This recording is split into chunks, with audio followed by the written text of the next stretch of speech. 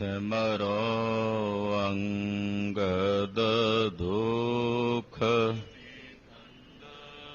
ਗੁਰ ਅਮਰਦਾਸ ਹਿਰਦੈ ਨਿਤ ਹਿਰਦੈ ਸ਼੍ਰੀ ਗੁਰੂ ਰਾਮਦਾਸ ਗੁਣ ਗੁਰੂ ਅਰਜਨ ਬਿਘਨਨ ਕੇ ਹਰ ਗੋਬਿੰਦ ਸ਼ੁਭ ਮਤ ਸ਼੍ਰੀ ਹਰਿ ਰਾਏ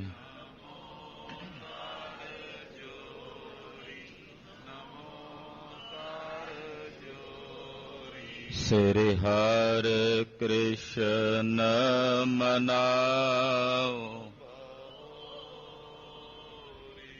ਤੇਗ ਬਹਾਦਰ ਪਰਮ ਵਾਹਿਗੁਰੂ ਪਰਮ ਸ਼੍ਰੀ ਗੁਰੂ ਗੋਬਿੰਦ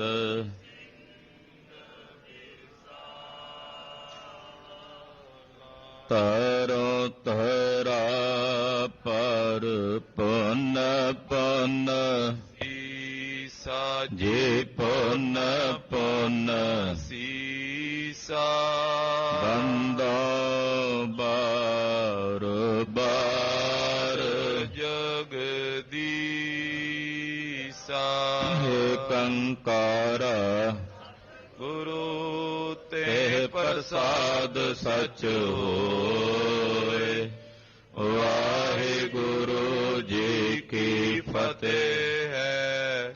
ਬਿਘਨ ਬਿਨਾਸਨ ਸੋਏ ਜਿਸ ਮਹਿ ਅੰਮ੍ਰਿਤ ਗਿਆਨ ਹੈ ਮਾਨਕ ਭਗਤ ਰਾਗ। ਗੁਰੂ ਗ੍ਰੰਥ ਸਾਹਿਬ ਉਦਦ ਬੰਦੋਂ ਕਰ ਅਨੁਰਾਗ। ਗੁਰੂ ਗ੍ਰੰਥ ਸਾਹਿਬ ਉਦਦ ਬੰਦੋਂ ਕਰ ਅਨੁਰਾਗ।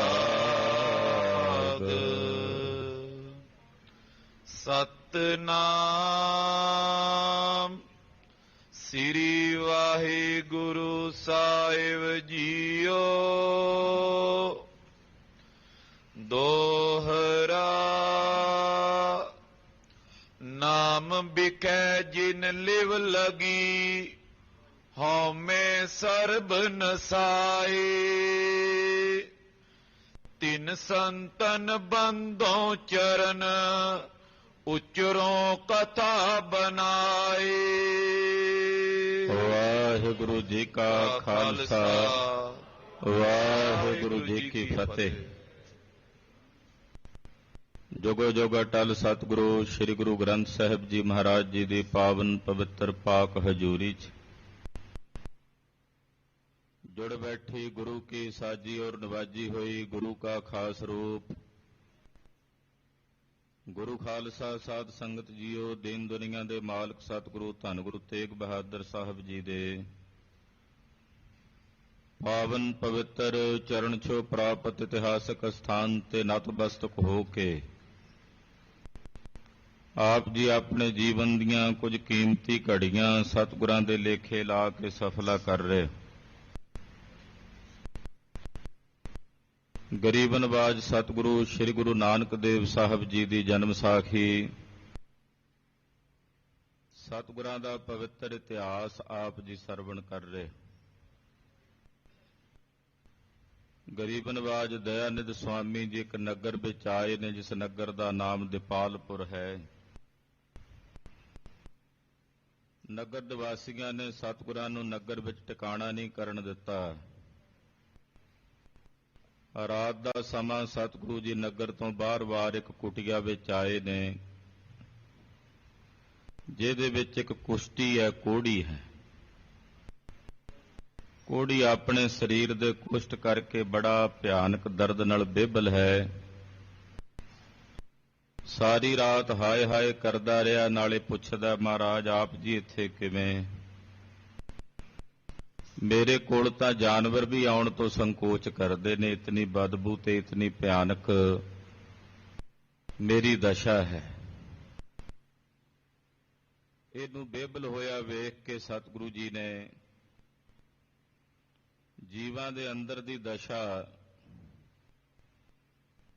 ਜੋ ਮਨੁੱਖ ਵਿਕਾਰਾਂ ਵਿੱਚ ਤਪ ਰਹੇ ਨੇ, ਉਹਨਾਂ ਦੀ ਦਸ਼ਾ ਸਤਿਗੁਰਾਂ ਨੇ ਆਪਣੀ ਬਾਣੀ ਵਿੱਚ ਬਿਆਨ ਕੀਤੀ। ਧਨਾਸਰੀ ਰਾਗ ਵਿੱਚ ਸ਼ਬਦ ਉਚਾਰਨ ਕੀਤਾ, ਜੀਉ ਤਪਤ ਹੈ ਬਾਰੋ ਬਾਰ, ਤਪ ਤਪ ਖਪੈ ਬਹੁਤ ਬੇਕਾਰ। ਜੈ ਤਨ ਬਾਣੀ ਵਿਸਰ ਜਾਏ, ਜਿਉ ਪੱਕਾ ਰੋਗੀ ਬਿਲ ਲਾਏ। ਬਹੁਤਾ ਬੋਲਣ ਝੱਖਣ ਹੋਏ, ਬਿਨ ਬੋਲੇ ਜਾਣੈ ਸਭ ਸੋਏ। ਜਿਨ ਕਨ ਕੀਤੇ ਅੱਖੀ ਨਾਕ, ਜਿਨ ਜਿਹਵਾ ਦਿੱਤੀ ਬੋਲੇ ਤਾਤ। ਜਿਨ ਮਨ ਰਾਖਿਆ ਅਗਨੀ ਪਾਏ, ਵਾਜੈ ਪਵਨ ਆਖੈ ਸਭ ਜਾਏ। ਇਹ ਪਾਵਨ ਸ਼ਬਦ ਜਿਸ ਵੇਲੇ ਸਤਿਗੁਰਾਂ ਨੇ ਉਚਾਰਨ ਕੀਤਾ, ਸੁਣਦਿਆਂ ਸਾਰ ਕੋਹੜੀ ਦਾ ਰੋਗ ਰਾਜੀ ਹੋ ਗਿਆ। ਨਗਰ ਨਿਵਾਸੀਆਂ ਨੂੰ ਪਤਾ ਲੱਗਾ, ਦਿਪਾਲਪੁਰ ਦੇ ਨਗਰ ਦੇ ਲੋਕ ਗੁਰੂ ਸ਼ਰਨ ਚ ਆ ਕੇ ਆਪਣੀ ਭੁੱਲ ਬਖਸ਼ਾਉਂਦੇ ਹਨ। ਸਤਿਗੁਰਾਂ ਦੀ ਚਰਨ ਪਹੁਲ ਲੈ ਕੇ ਸਭ ਨੇ ਸਿੱਖੀ ਧਾਰਨ ਕੀਤੀ। ਸਤਿਗੁਰੂ ਜੀ ਨੇ ਧਰਮਸ਼ਾਲਾ ਬਣਾ ਕੇ ਦੋਵੇਂ ਵੇਲੇ ਧਰਮਸ਼ਾਲਾ ਵਿੱਚ ਕਥਾ ਕੀਰਤਨ ਦੇ ਪ੍ਰਵਾਹ ਚਲਾਉਣ ਦਾ ਹੁਕਮ ਕੀਤਾ। ਸੱਚੇ ਨਾਮ ਦੇ ਜਾਪ ਦਾ ਜਪਣ ਦਾ ਹੁਕਮ ਕੀਤਾ ਹੈ ਔਰ ਇਸ ਨਗਰ ਦੇ ਨਿਵਾਸੀਆਂ ਨੂੰ ਤਾਰ ਕੇ ਸਤਿਗੁਰੂ ਜੀ ਦਿਪਾਲਪੁਰ ਤੋਂ ਅੱਗੇ ਵਧੇ ਨੇ। ਆਓ ਮਨ ਬਿਰਤੀਆਂ ਇਕਾਗਰ ਕਰੀਏ। ਗਰੀਬ ਨਵਾਜ ਸਤਿਗੁਰੂ ਸ੍ਰੀ ਗੁਰੂ ਨਾਨਕ ਦੇਵ ਸਾਹਿਬ ਜੀ ਦਾ ਪਾਵਨ ਪਵਿੱਤਰ ਇਤਿਹਾਸ ਸਰਵਣ ਕਰਨ ਤੋਂ ਪਹਿਲਾਂ ਗੁਰੂ ਪਾਤਸ਼ਾਹ ਦੇ ਚਰਨਾਂ ਵਿੱਚ ਆਪਣੀਆਂ ਸੁਰਤੀਆਂ ਬਿਰਤੀਆਂ ਜੋੜੀਏ। ਇਕਾਗਰਤਾ ਬਣਾਉਣ ਨਿਮਿਤ ਆਖੀਏ ਜੀ ਸਤਿਨਾਮ ਸ੍ਰੀ ਵਾਹਿਗੁਰੂ ਸਾਹਿਬ ਜੀ। ਸਤਿਨਾਮ ਸ੍ਰੀ ਵਾਹਿਗੁਰੂ ਸਾਹਿਬ ਜੀ। ਦੋਹਰਾ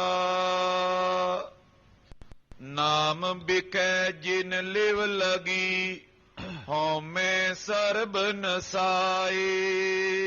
26ਵਾਂ ਅਧਿਆਏ ਸ਼੍ਰੀ ਨਾਨਕ ਪ੍ਰਕਾਸ਼ ਦੇ ਉੱਤਰਾਰਧ ਹਿੱਸੇ ਦਾ ਪ੍ਰਾਰੰਭ ਹੋ ਰਿਹਾ ਹੈ। ਅਧਿਆਏ ਆਰੰਭਣ ਤੋਂ ਪਹਿਲਾਂ ਮਰਿਆਦਾ ਹੈ ਕਿ ਮੰਗਲਾਚਰਨ ਕਰਨਾ।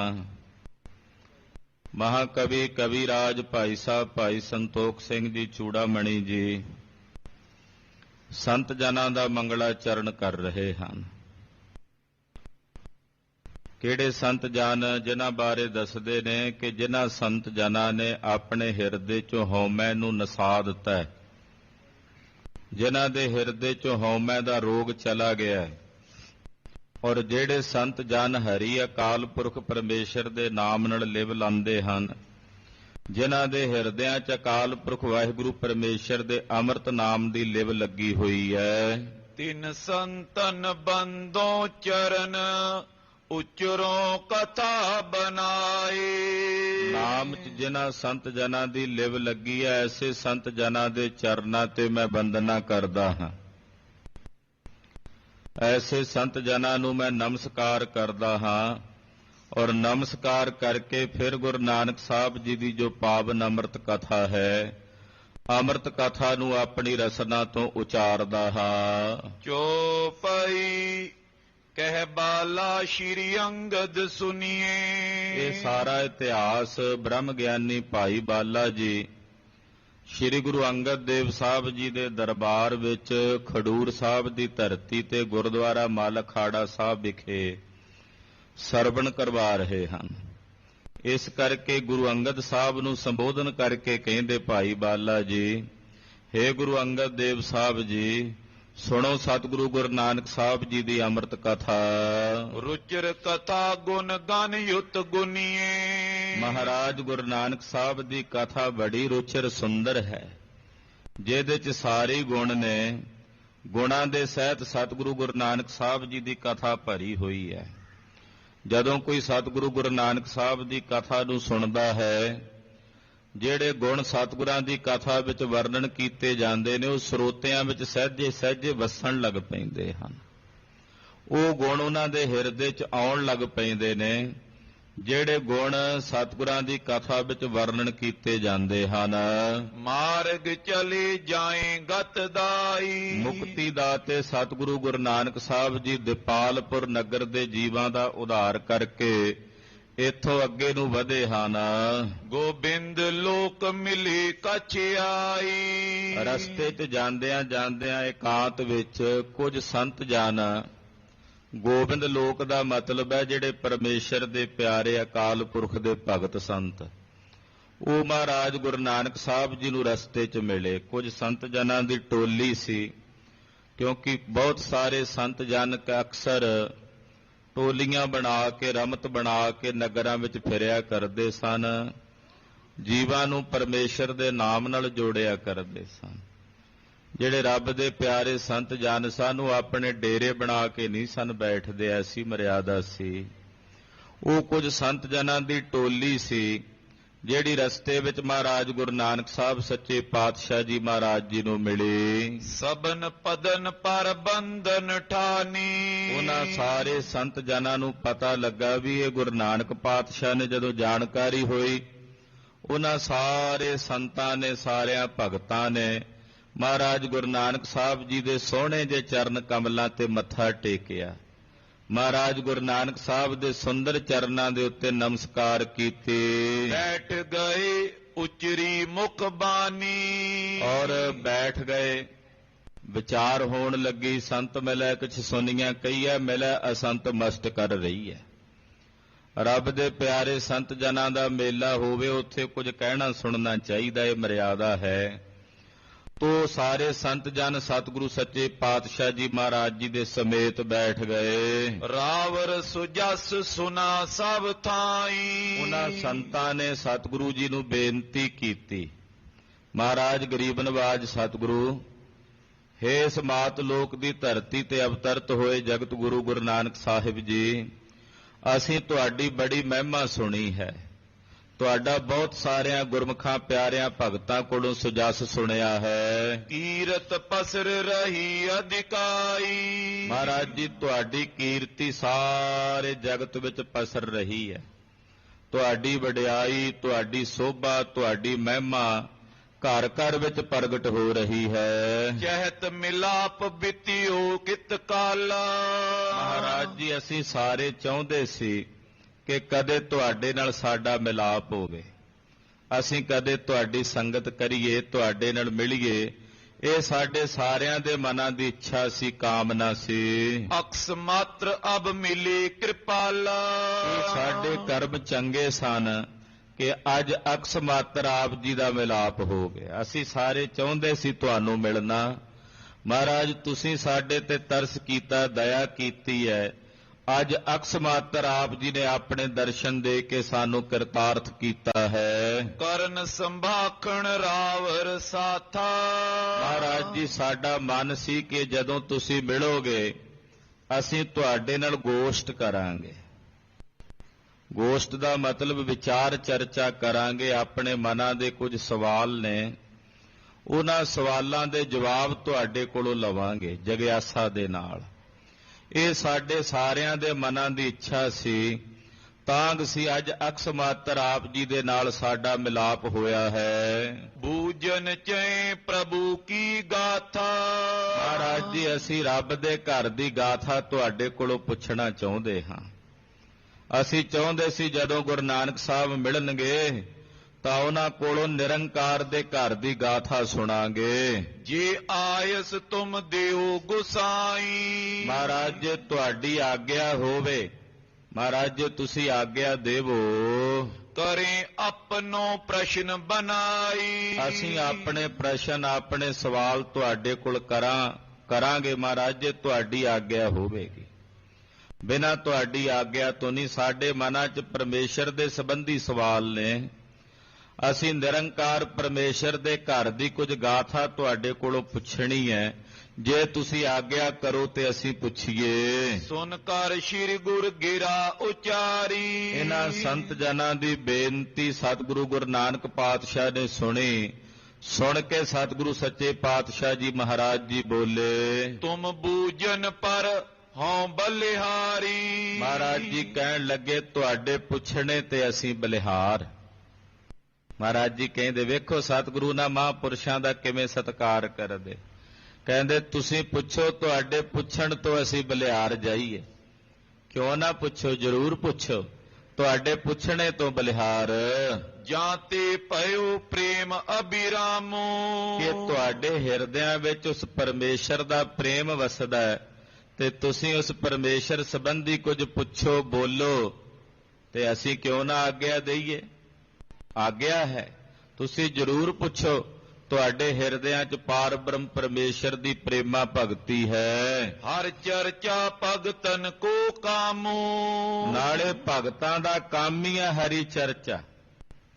ਕੋਈ ਪੁੱਛੇ ਵੀ ਭਗਤਾਂ ਦਾ ਕੰਮ ਕੀ? ਵਪਾਰੀ ਦਾ ਕੰਮ ਹੁੰਦਾ ਵਪਾਰ ਕਰਨਾ, ਦੁਕਾਨਦਾਰ ਦਾ ਕੰਮ ਹੁੰਦਾ ਦੁਕਾਨਦਾਰੀ ਕਰਨੀ, ਕਿਸਾਨ ਦਾ ਕੰਮ ਹੁੰਦਾ ਕਿਰਸਾਨੀ ਕਰਨੀ, ਤੇ ਜਿਹੜੇ ਰੱਬ ਦੇ ਪਿਆਰੇ ਭਗਤ ਨੇ ਉਹਨਾਂ ਦਾ ਕੰਮ ਕੀ ਹੈ? ਮਹਾਰਾਜ ਜੀ ਕਹਿੰਦੇ ਉਹਨਾਂ ਦਾ ਕੰਮ ਹੈ ਹਰੀ ਦੀ ਚਰਚਾ ਕਰਨੀ। ਉਹਨਾਂ ਦਾ ਇੱਕੋ ਹੀ ਕੰਮ ਹੈ, ਹਰ ਚਰਚਾ।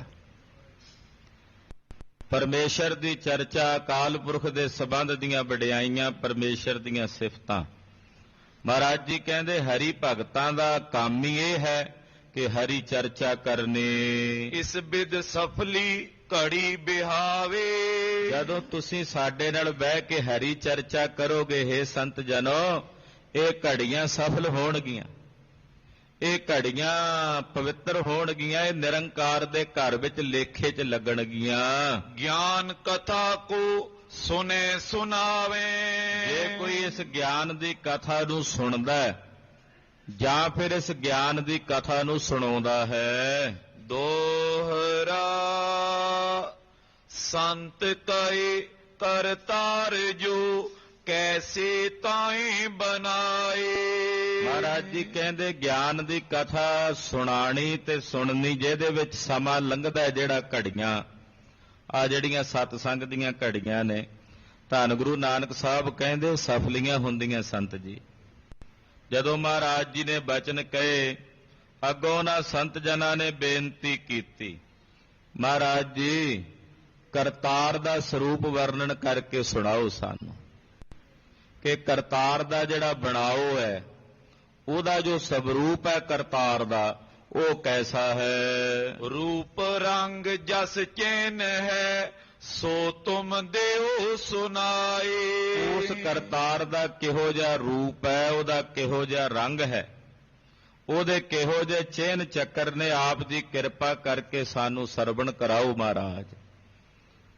ਪੁੱਛੋ ਸੰਤ ਮੇਰਾ ਠਾਕੁਰ ਕੈਸਾ? ਦੱਸੋ ਮਹਾਰਾਜ, ਸਾਡਾ ਉਹ ਠਾਕੁਰ ਸੁਆਮੀ ਕਿਹੋ ਜਿਹਾ ਹੈ, ਉਹਦਾ ਰੂਪ ਕੈਸਾ ਹੈ, ਉਹਦਾ ਰੰਗ ਕੈਸਾ ਹੈ, ਅੱਖਾਂ ਦੇ ਜਾਂ ਹੱਥਾਂ ਪੈਰਾਂ ਦੇ ਚਿਹਨ ਨਿਸ਼ਾਨੀਆਂ ਚੱਕਰ ਕੀ ਹਨ? ਆਪ ਜੀ ਕਿਰਪਾ ਕਰਕੇ ਸਾਨੂੰ ਸਰਵਣ ਕਰਾਓ। ਜੋ ਪਈ ਸਭ ਪਰਮਾਨ ਬਤਾਵੋ ਤੈ ਕੋ। ਪਰਮੇਸ਼ਰ ਦੇ ਸਰਬ ਪ੍ਰਮਾਣ ਆਪ ਜੀ ਕਿਰਪਾ ਕਰਕੇ ਸਾਨੂੰ ਦੱਸੋ। ਸੁਰ ਨਰ ਖੋਜਤ ਫਿਰਹੀਂ ਜੈ ਕੋ। ਜਿਸ ਪਰਮੇਸ਼ਰ ਨੂੰ ਦੇਵਤੇ, ਮਨੁੱਖ ਤੇ ਵੱਡੇ ਵੱਡੇ ਰਿਸ਼ੀ ਖੋਜ ਰਹੇ ਨੇ, ਲੱਭ ਰਹੇ ਨੇ ਮਹਾਰਾਜ, ਉਸ ਪ੍ਰਭੂ ਦੇ ਸੰਬੰਧ ਵਿੱਚ ਆਪ ਜੀ ਕਿਰਪਾ ਕਰਕੇ ਸਾਨੂੰ ਸੁਣਾਓ। ਕਿਸ ਪ੍ਰਕਾਰ ਸੋ ਉਤਪਤ ਭਇਓ। ਉਹ ਪਰਮੇਸ਼ਰ ਕਿਸ ਪ੍ਰਕਾਰ ਉਤਪਤ ਹੋਇਆ ਹੈ, ਕਿਵੇਂ ਉਤਪੰਨ ਹੋਇਆ ਹੈ, ਆਪ ਜੀ ਕਿਰਪਾ ਕਰਕੇ ਦੱਸੋ। ਕਿਦੋਂ ਆਪ ਹੀ ਤੇ ਬਨ ਗਇਓ। ਉਹ ਕਿਸੇ ਪ੍ਰਕਾਰ ਉਤਪੰਨ ਹੋਇਆ ਹੈ ਜਾਂ ਉਹ ਆਪਣੇ ਆਪ ਹੀ ਬਣ ਗਿਆ? ਉਹਨੂੰ ਕਿਸੇ ਨੇ ਬਣਾਇਆ, ਕਿਸੇ ਪ੍ਰਕਾਰ ਨਾਲ ਉਹ ਪੈਦਾ ਹੋਇਆ।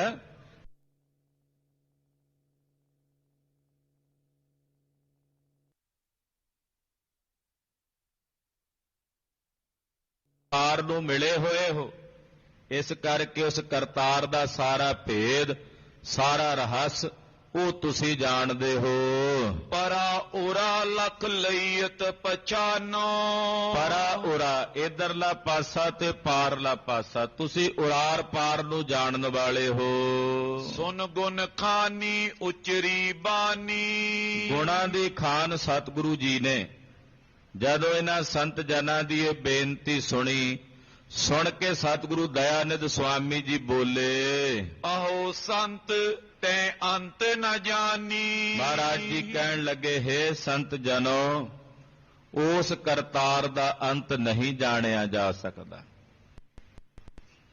ਉਹ ਅੰਤ ਤੋਂ ਪਰੇ ਹੈ, ਬੇਅੰਤ ਹੈ। ਤੂੰ ਬੇਅੰਤ ਕੋ ਵਿਰਲਾ ਜਾਣਾ, ਉਹਦਾ ਅੰਤ ਨਹੀਂ ਹੈ, ਉਹ ਅੰਤ ਤੋਂ ਪਰੇ ਹੈ। ਕਹਿਨ ਬੇਅੰਤ ਅੰਤ ਇਹ ਆਹੀ। ਉਹਨੂੰ ਬੇਅੰਤ ਬੇਅੰਤ ਬੇਅੰਤ ਕਹਿਣਾ ਇਹੀ ਉਹਦਾ ਅੰਤ ਹੈ। ਮਹਾਰਾਜ ਜੀ ਕਹਿੰਦੇ ਉਹਦਾ ਅੰਤ ਨਹੀਂ ਉਹਦਾ, ਉਹਨੂੰ ਬੇਅੰਤ ਕਹਿਣਾ ਹੀ ਉਹਦਾ ਅੰਤ ਹੈ। ਕਲਗੀਧਰ ਜੀ ਦੇ ਬਚਨ ਨੇ, ਬੇਅੰਤ ਬੇਅੰਤ ਬੇਅੰਤ ਕੋ ਕਰੰਤ ਪਾਠ ਪੇਖੀਐ, ਸਿਤ ਸੁਤੀ ਤਪਸਪਤੀ ਬਨਸਪਤੀ ਬਸੇਖੀਐ। ਪਰਮੇਸ਼ਰ ਬੇਅੰਤ ਹੈ, ਬੇਅੰਤ ਹੈ, ਬੇਅੰਤ ਹੈ। ਉਹਨੂੰ ਬੇਅੰਤ ਕਹਿਣਾ ਇਹੀ ਉਹਦਾ ਅੰਤ ਹੈ। ਔਰ ਨ ਤੈ ਕੋ ਜਾਣਿਓ ਜਾਹੀ। ਹੋਰ ਕੋਈ ਉਹਦਾ ਅੰਤ ਨਹੀਂ ਜਾਣਿਆ ਜਾਂਦਾ। ਅੰਤ ਨਾ ਸਿਫਤੀ ਕਹਿਣ, ਨਾ ਅੰਤ, ਅੰਤ ਨਾ ਕਰਨਾ। ਉਹਦੇ ਪਰਮੇਸ਼ਰ ਦੇ ਸਵਰੂਪ ਬਾਰੇ ਕਿਵੇਂ ਤੁਸੀਂ ਅੰਤ ਪਾ ਸਕਦੇ ਹੋ? ਉਹਦੀਆਂ ਸਿਫਤਾਂ ਕਰਕੇ ਉਹਦਾ ਅੰਤ ਨਹੀਂ, ਉਹਦੀਆਂ ਵਡਿਆਈਆਂ ਕਰਕੇ ਸੁਣੀ ਜਾਈਏ ਤਾਂ ਵੀ ਉਹਦਾ ਅੰਤ ਨਹੀਂ, ਉਹ ਬੇਅੰਤ ਹੈ। ਹਾਂਜੀ, ਦਵਾਦਸ਼ ਮਾਸ ਬਰਖ ਹੈ ਜੋਈ। ਮਹਾਰਾਜ ਜੀ ਹੁਣ ਦੱਸ, ਪਰਮੇਸ਼ਰ ਦੀ ਬੇਅੰਤਤਾਈ ਦੱਸਦੇ ਨੇ, ਕੈਸੀ ਬੇਅੰਤਤਾਈ ਹੈ। ਕਹਿੰਦੇ 12.5 ਸਾਲ ਬੀਤ ਜਾਣ ਇਸ ਧਰਤੀ ਤੇ। 12 ਸਾਲਾਂ ਦਾ ਸਮਾਂ ਜਦੋਂ ਸਾਡਾ ਇਸ ਧਰਤੀ ਤੇ ਬੀਤਦਾ ਹੈ, ਨਿਸ ਦਿਨ ਏਕ ਸੁਰਨ ਕੋ ਸੋਈ। ਜਿਹੜੇ ਦੇਵਤੇ ਨੇ ਦੇਵਪੁਰੀ ਚ, ਸਵਰਗਪੁਰੀ ਵਿੱਚ, ਉਹਨਾਂ ਦਾ ਇੱਕ ਦਿਨ ਤੇ ਇੱਕ ਰਾਤ ਬੀਤਦਾ, ਸਾਡੇ 12 ਸਾਲ ਬੀਤਦੇ ਹੈ। ਇੰਨਾ ਫਰਕ ਹੈ। ਇਹ ਗੱਲ ਤਾਂ ਹੁਣ ਅੱਜ ਕੱਲ ਸਾਇੰਸ ਵੀ ਕਹਿੰਦੀ ਹੈ ਕਿ ਜਿਹੜੇ ਹੋਰ ਗ੍ਰਹਿ ਨੇ ਇਸ ਧਰਤੀ ਤੋਂ ਇਲਾਵਾ, ਉੱਥੇ ਦਿਨ, ਉੱਥੋਂ ਦਾ ਸਮਾਂ ਇਸ ਧਰਤੀ ਨਾਲੋਂ ਬਹੁਤ ਵਿਸ਼ਾਲ ਹੈ। ਇੱਥੇ 6-6 ਮਹੀਨਿਆਂ ਦਾ ਸਮਾਂ ਬੀਤ ਜਾਂਦਾ, ਉੱਥੇ ਇੱਕ ਦਿਨ ਹੀ ਬੀਤਦਾ ਹੈ। ਇਸੇ ਤਰ੍ਹਾਂ ਦੇਵਪੁਰੀ ਦੇ ਵਿੱਚ ਜਿਹੜੇ ਦੇਵਤੇ ਨੇ, 12.5 ਸਾਲ ਬੀਤ ਜਾਣ ਤਾਂ ਉਹਨਾਂ ਦਾ ਇੱਕ ਦਿਨ ਤੇ ਇੱਕ ਰਾਤ ਬੀਤਦੀ ਹੈ। ਦ્વੈ ਸਹੰਸਰ ਜੁਗ ਸੁਰ ਕੋ ਹੋਏ। ਤੇ 2 ਯੁੱਗ, ਹਾਂਜੀ, ਦ્વੈ ਸਹੰਸਰ ਜੁਗ ਸੁਰ ਕੋ ਹੋਏ। ਕਹਿੰਦੇ 2000 ਯੁੱਗ ਦਾ ਸਮਾਂ ਜਦੋਂ ਦੇਵਤਿਆਂ ਦਾ ਬੀਤਦਾ ਹੈ, ਬ੍ਰਹਮੇ ਕੋ ਨਿਸ ਦਿਨ ਹੈ ਸੋਏ। ਉਹਨਾਂ ਸਮਾਂ ਬ੍ਰਹਮਾ ਜੀ ਦਾ ਇੱਕ ਦਿਨ ਤੇ ਇੱਕ ਰਾਤ ਵਿੱਚ ਬੀਤਦਾ ਹੈ। ਯਾਨੀ ਕਿ 12 ਸਾਲ ਸਾਡੇ ਬੀਤਣ ਧਰਤੀ ਤੇ ਇੱਕ ਦਿਨ ਤੇ ਇੱਕ ਰਾਤ ਹੁੰਦੀ ਹੈ ਦੇਵਤਿਆਂ ਦੀ। ਦੇਵਤਿਆਂ ਦੇ 2000 ਯੁੱਗ ਬੀਤ ਜਾਣ, 2000 ਯੁੱਗ, ਤੇ ਇੰਨਾ ਸਮਾਂ ਇੱਕ ਦਿਨ ਤੇ ਇੱਕ ਰਾਤ ਦਾ ਹੈ ਬ੍ਰਹਮਾ ਜੀ ਦਾ। ਏਡੀ ਲੰਮੀ ਉਹਨਾਂ ਦੀ ਆਯੂ ਹੈ। ਇੱਕ ਦਿਨ ਤੇ ਇੱਕ ਰਾਤ ਬ੍ਰਹਮਾ ਜੀ ਦਾ ਬੀਤਦਾ ਹੈ। ਅਸ ਨਿਸ ਦਿਨ ਕੇ ਸੰਮਤ ਸ਼ਤ ਹੈ। ਕਹਿੰਦੇ ਇਹੋ ਜੇ ਬ੍ਰਹਮਾ ਜੀ ਦੇ 100 ਸਾਲ ਬੀਤਣ, ਇਹੋ ਜੇ, ਯਾਨੀ ਕਿ 2000 ਸਾਲ ਦਾ ਇੱਕ ਦਿਨ ਤੇ ਇੱਕ ਰਾਤ ਹੈ ਬ੍ਰਹਮਾ ਜੀ ਦਾ। 2000 ਯੁੱਗਾਂ ਦਾ ਸਮਾਂ, ਸਾਲ ਨਹੀਂ ਯੁੱਗਾਂ ਦਾ। ਉਹਨਾਂ ਇੱਕ ਦਿਨ ਤੇ ਇੱਕ ਰਾਤ ਬੀਤਦਾ, ਤੇ ਉਹਨੇ ਦਿਨਾਂ ਦੇ ਨਾਲ 365 ਦੇ ਹਿਸਾਬ ਨਾਲ ਚਲਦਿਆਂ ਚਲਦਿਆਂ ਦਿਨਾਂ ਦੀ ਗਿਣਤੀ ਕਰਦਿਆਂ 100 ਸਾਲ ਜਦੋਂ ਬ੍ਰਹਮਾ ਜੀ ਦੀ ਜ਼ਿੰਦਗੀ ਦਾ ਬੀਤਦਾ ਹੈ, ਸੋ ਬ੍ਰਹਮੇ ਕੀ ਬੈਸ ਗਿਨਤ ਹੈ। ਇਹ ਇੱਕ ਬ੍ਰਹਮਾ ਜੀ ਦੀ ਉਮਰ ਹੈ 100 ਸਾਲ ਦੀ। ਇਤਨੀ ਆਯੂ ਬ੍ਰਹਮਾ ਜੀ ਦੀ ਗਿਣੀ ਜਾਂਦੀ ਹੈ। ਆਹੇ ਵਿਸ਼ਨ ਕੋ ਨਿਸ ਦਿਨ ਸੋਈ। ਬ੍ਰਹਮਾ ਜੀ ਦੇ 100 ਸਾਲ, ਵਿਸ਼ਨੂੰ ਜੀ ਦਾ ਇੱਕ ਦਿਨ ਤੇ ਇੱਕ ਰਾਤ ਦੀ ਆਯੂ ਹੈ। ਵਿਸ਼ਨੂੰ ਜੀ, ਉਹਨਾਂ ਦਾ ਇੱਕ ਦਿਨ ਤੇ ਇੱਕ ਰਾਤ ਬੀਤਦਾ। ਭਾਈ ਗੁਰਦਾਸ ਸਾਹਿਬ ਜੀ ਨੇ ਇਹਦੇ ਬਾਰੇ ਆਪਣੀਆਂ ਵਾਰਾਂ ਵਿੱਚ ਲਿਖਿਆ ਕਿ ਬ੍ਰਹਮੇ ਦਾ ਇੱਕ ਦਿਵਸ ਵਿਹਾਵ ਹੈ, ਲੱਖ ਵਰਿਆਂ ਦੀ ਆਰਜਾ।